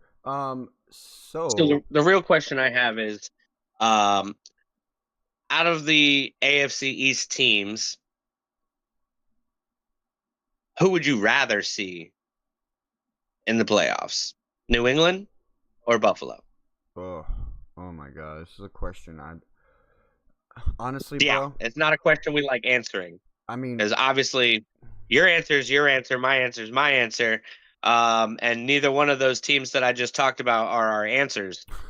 no. But hold on, let me answer and I'll let you go. Let me answer. So it's like the Patriots are going. That's inevitable. They're going, but I would much rather it be the Bills because like they've just been on top for the last couple years since the Patriots have ended their dynasty anyways. Why I don't like the fact that it's the Patriots is the fact that what I just said, right?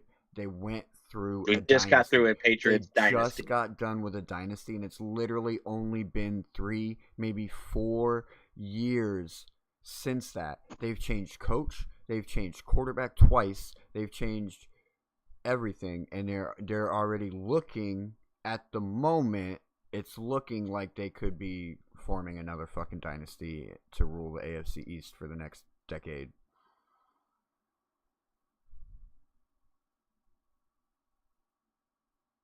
And that's why I'd rather it be the Bills.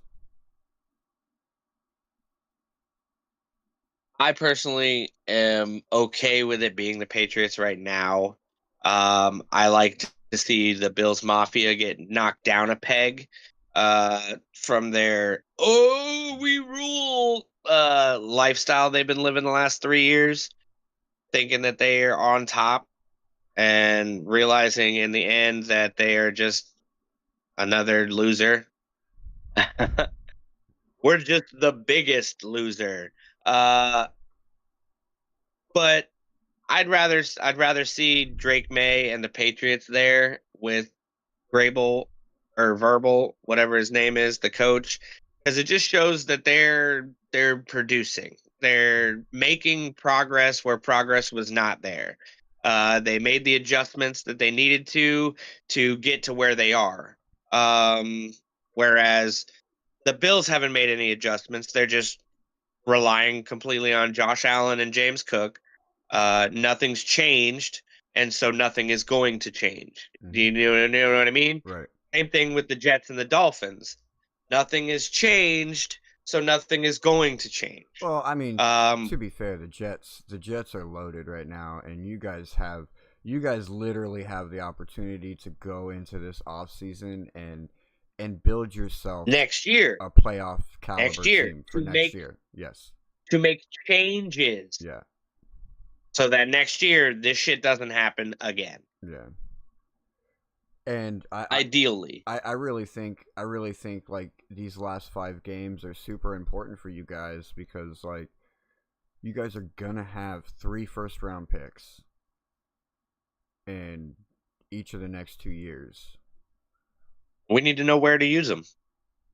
Well, I mean, I was talking to a guy yesterday. He was a real OG. Shout out D Dub, saying that it doesn't matter where you draft, right?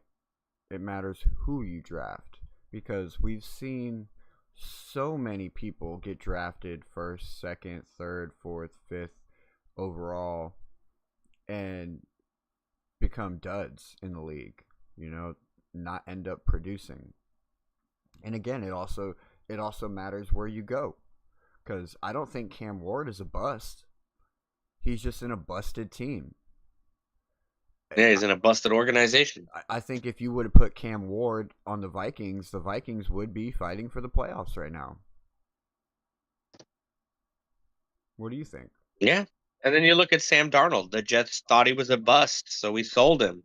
Literally next year, put up great numbers. The next year, they sold him again, put up great numbers.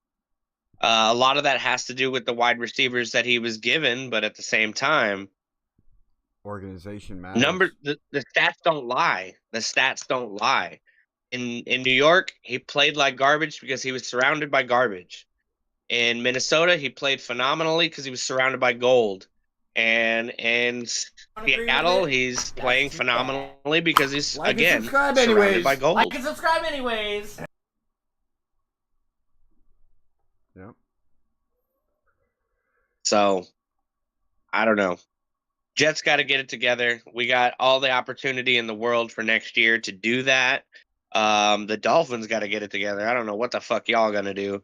Y'all need to make some serious changes as well. Other than just getting rid of a couple of coach heads that kind of stand back and above everybody else anyway and don't do shit. Well, that's the problem though. That's the problem because we ended up beating the Bills so dominantly.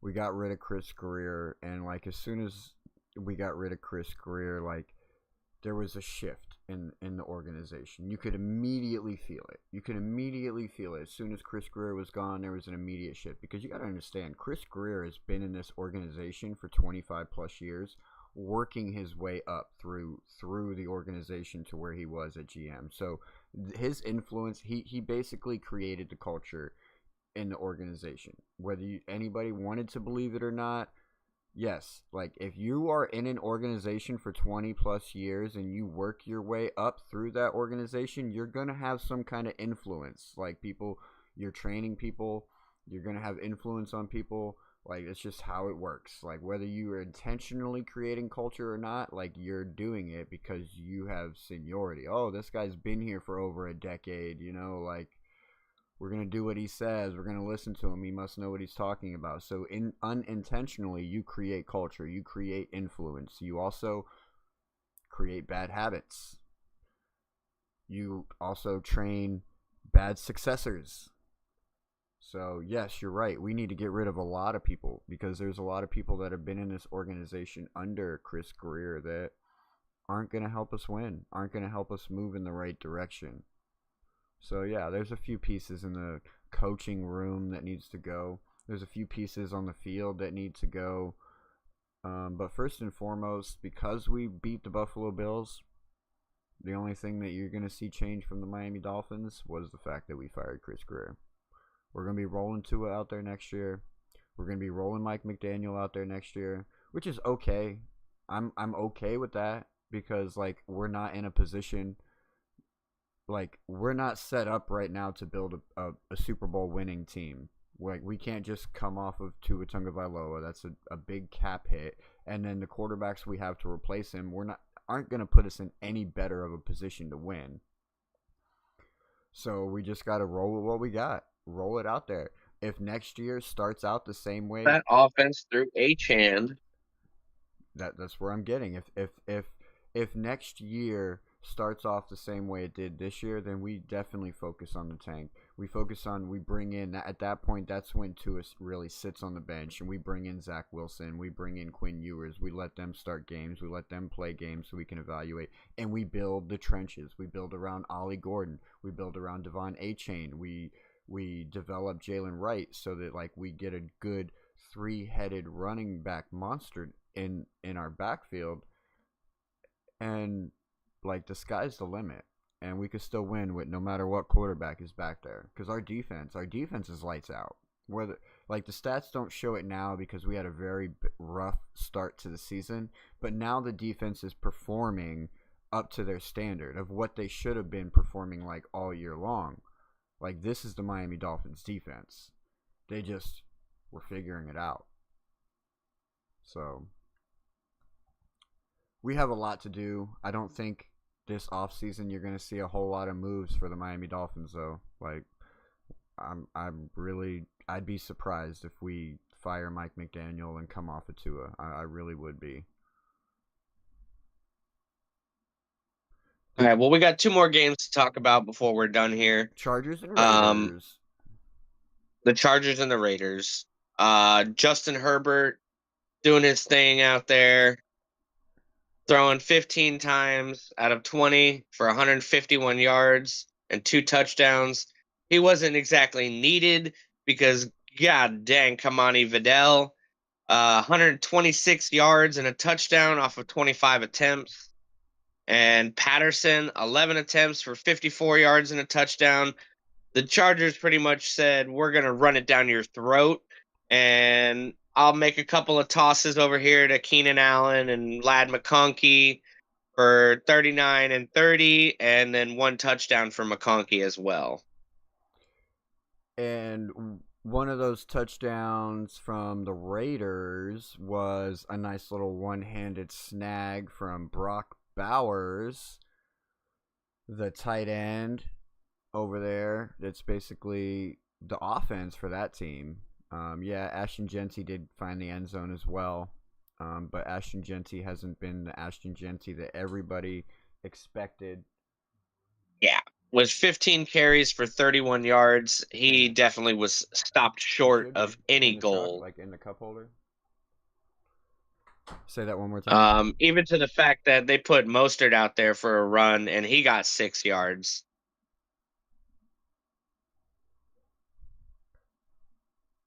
The Raiders, they're just a quarterback away. They plan on drafting one this year. I don't think this year is a good quarterback draft. But they're an organization that's getting better. So I do worry about them next year. Yeah, between Trey Tucker, Tyler Lockett, and Brock Bowers, they have offensive weapons, but Geno Smith is not the man to get it to him. Nah, he's worse than Tua is. Like same thing. The Yeah, Raiders. 18 completions for 165 yards and 2 touchdowns. Like he's the only one that helped them score, but it was because it's thrown to the same Brock Bowers, Mister 45 fucking points. Yeah, the Raiders are in the Anyway, same position as the Dolphins. They could literally roll a trash can out there and it would do a better job. Did he get an interception though? Did he throw a pick? let's see. Yeah, he did. All right. Geno Smith, 1 interception Yep. every week. Well, Bet on it. two through two, so two is still leading. I'm just saying. Yeah, one every week. Geno's Bet on consistently it. thrown an interception in every game almost this season. Horrible, horrible. They're gonna beat Jameis Winston numbers right there. So the Chargers win it. Raiders lose 31-14. Chargers continue to move up in their division. Too bad that Rushed it down their face. Too bad that the Broncos were able to hold on to the victory. Luckily, hold on to the victory last night in overtime. They almost watched the Washington Commanders take that win away from them, or the Washington Commanders could have gave the Broncos a tie. But they did not. Marcus Mariota looked 27-26. in overtime. They got the touchdown. It was 20-20 going into overtime. Broncos come out, 4 plays, score a touchdown. And then the Commanders, like, it looked like it was over. It looked like all hope was lost. But Marcus Mariota scrambles around and is able, like, by the shoelace, just able to get a pass off. And luckily enough, the defense caused a DPI, which gave them a free first down. Had he not have done that, he probably would have caught the pass. But either way, like, it most likely was going to be a turnover on downs, and the Broncos would have won it right there, 27-20. But no, DPI keeps the drive alive, and the Washington Commanders continue to move down the field using Scary Terry back in his return. Don't worry, we'll get to those nice, beautiful stats that Scary Terry had last night in a minute.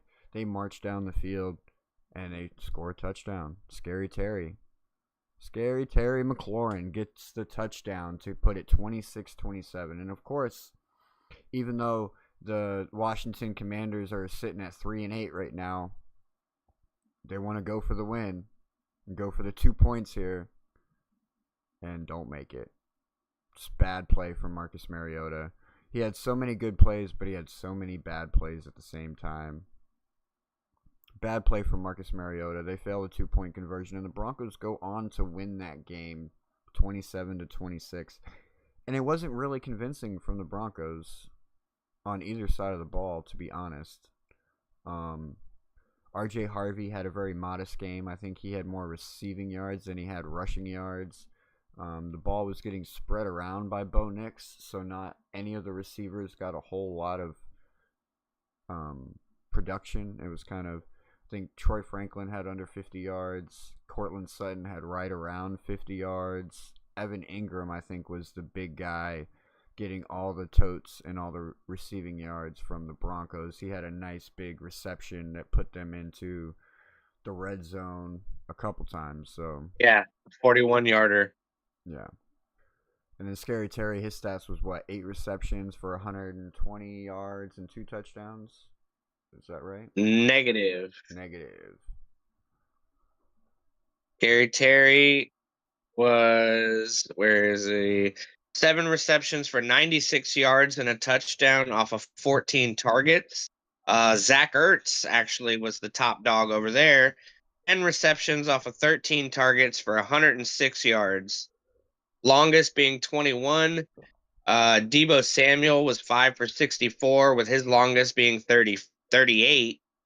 So Deebo was the big chunk play guy this week, but Scary Terry got his catches when they counted, like when it mattered. Yeah, Debo, honestly, he didn't have much until like very end of the game in overtime. He had that big 38-yarder. That's what put them into the red zone. He got taken down like at the 2-yard line. He almost made it into the end zone, but he got taken down at the 2-yard line.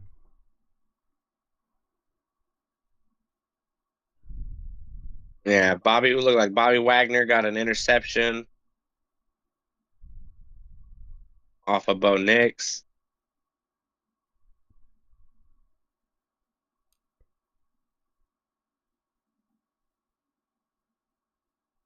Franklin went 2 for 21. And yeah, you're right. Ingram was definitely the ball hog, I guess you could say, in Denver. Yeah. Harvey, though, 13 rushes for 35 yards and 2 touchdowns. Yeah, Use him in the red zone. He's on my fantasy team. I made hell of a trade for that guy at the perfect time, or that couldn't have been the bet. Like, too bad I'm not fighting for playoffs, right? Too bad I'm already eliminated, because that could have turned out to have been like the best trade of the season, because I literally traded Nice little traded seal. Rashad Bateman for him the week before J.K. Dobbins gets injured and goes on IR. And it's like, bro, like I literally traded a guy that's not even getting targeted for a guy that's Couldn't have predicted that. Couldn't have predicted that. The number one running back and a team that's leading the league. I mean, their record is way better than they are. In my opinion, their record is definitely way better than they are, sitting at 10-2. I don't see them as a clear 10-2 team. Yeah, they're gonna make it into the playoffs, but depending on who they end up getting in the playoffs, I don't see them winning. So they're gonna be a one and done team unless they play somebody like I mean, I think I could see them beating the Chargers, but that's probably about it. They'll lose to every other team that makes it in there. The Colts will beat them. They're phonies. They'll beat the Patriots though, for sure. We're going with that. They'll beat the Patriots. And then tonight, speaking of the Patriots, we got the Giants taking on the Patriots. Jackson Dart's getting the start. He's coming back. The way that the Giants played last week, granted, they still don't have a coach, right? They still don't have a coach over there. They fired their offensive coordinator. Actually, they fired their defensive coordinator now, too. So they're literally coachless over there, and they're just having fun. And they had fun against the Detroit Lions last week. They almost won that game. Like, they put up a really good fight against the Detroit Lions, and that was without Jackson Dart. And now we're going to have Jackson Dart getting the start. I put it on my ticket already. I think the Giants win this one and upset the New England Patriots on Monday Night Football. Yes, it's in Foxborough, but I don't think that matters. This is a trap game, and this has been a week of upsets, ladies and gentlemen. Count them. 7 upsets so far this week. It's half the games. Got one more to go. Do you think the Giants can upset the Patriots tonight? Waffles says no. Let's make a friendly bet. Make a friendly I'm not good with friendly bets. Let's make a friendly bet. I seem to lose those.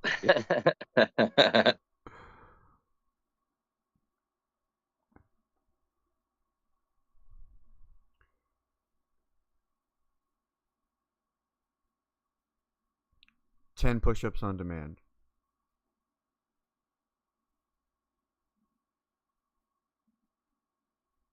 Fine. Oh. Deal. He knows I'm going to end up doing push-ups anyways. I'm shooting for the stars, hoping that the Giants can pull it off. I do think that their defense is good enough. Like, they can definitely pressure Drake May back there in the pocket. And like I said, Drake May's not the winning reason these Patriots are winning. You know, Mike Vrabel is leading this team. Like, he came in here and he convinced this team that they are winners and they're playing efficient football everywhere on the field. It's not just Drake May. Everybody's playing efficient football, and Drake May is just reaping the benefits of that. Like, that's what it looks like when teams are playing.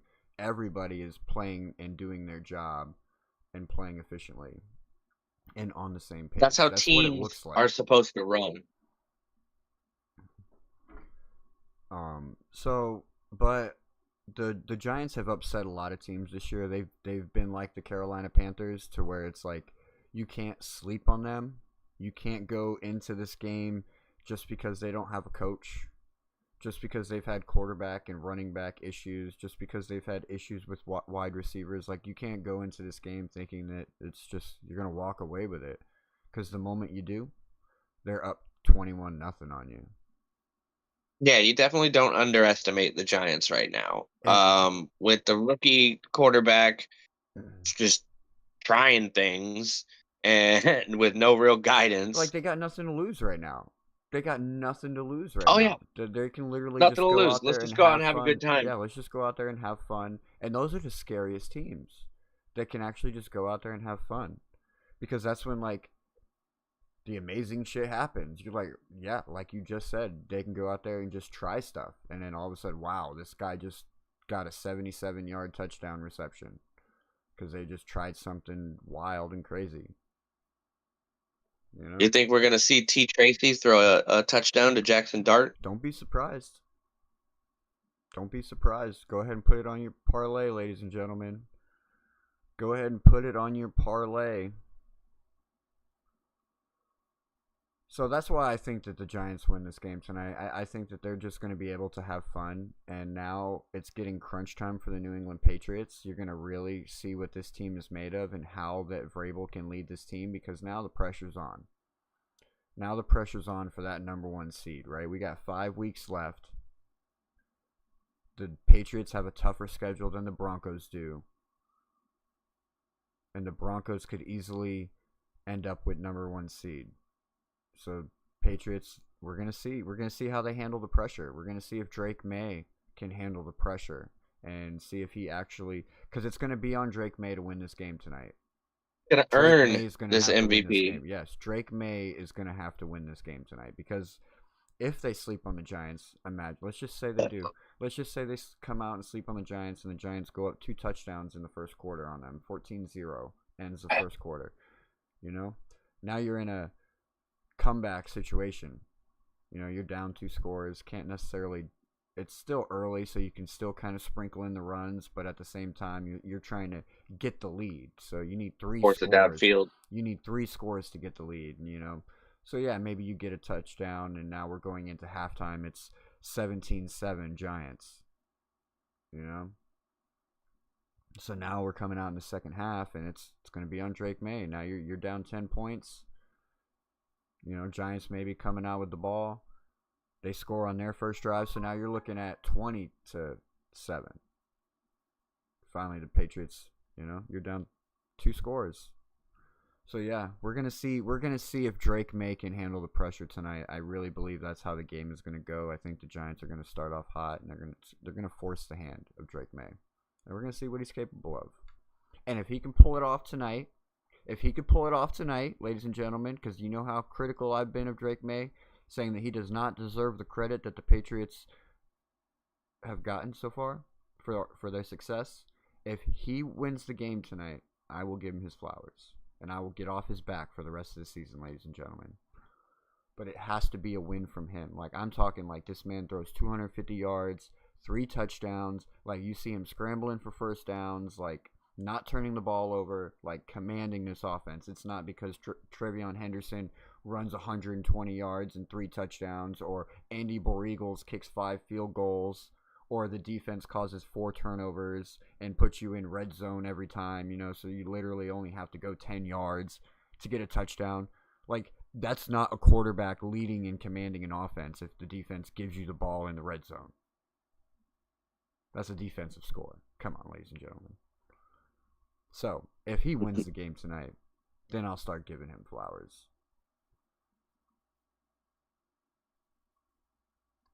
All right. Sounds good. Sounds good.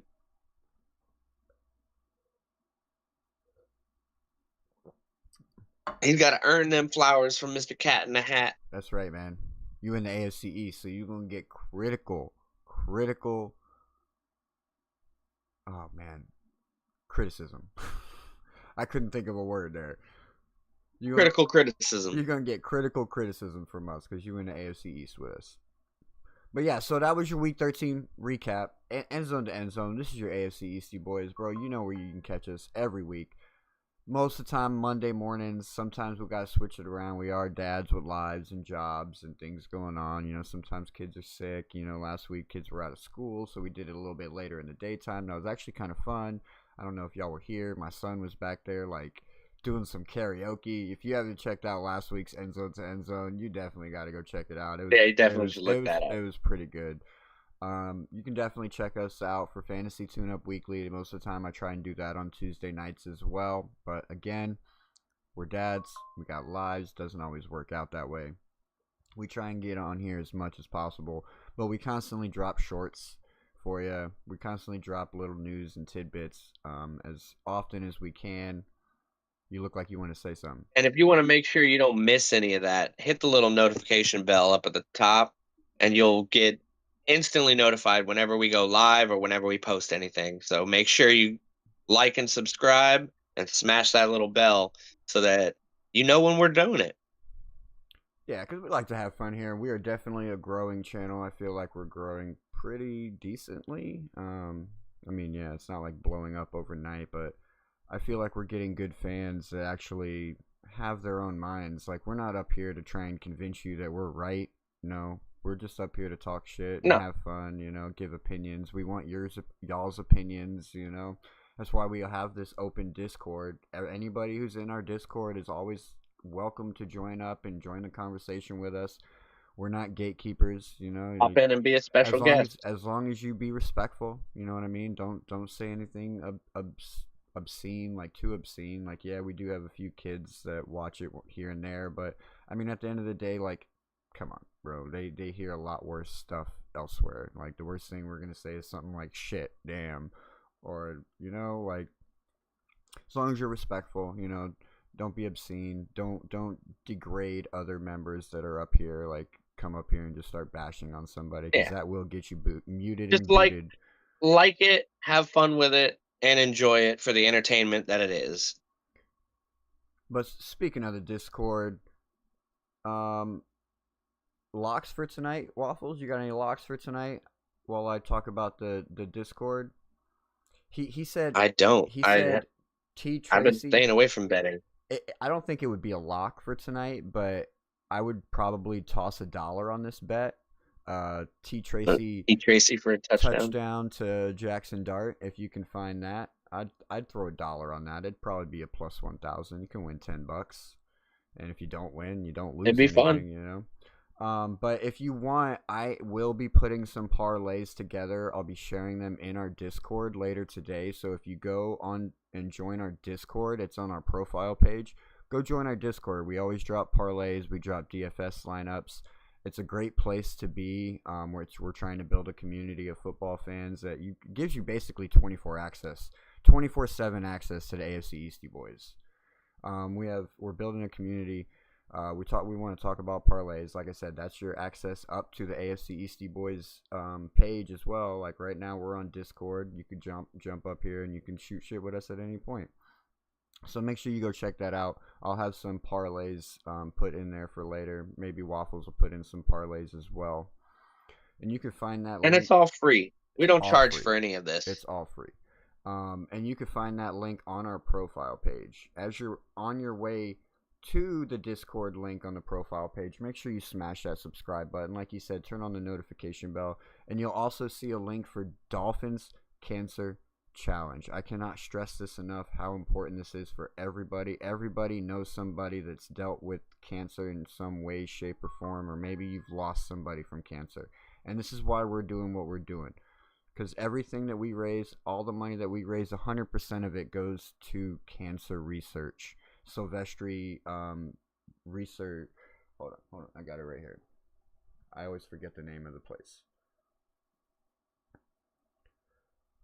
Sylvester, University of Miami. That's right. 100% of the proceeds go to cancer research, so no donation is too big or too small to make a difference, and it takes a community to make a difference. We're less than $125 away from our first $500, and every $500 that we raise, I'll be running a mile per. That's right, so make me sweat, ladies and gentlemen.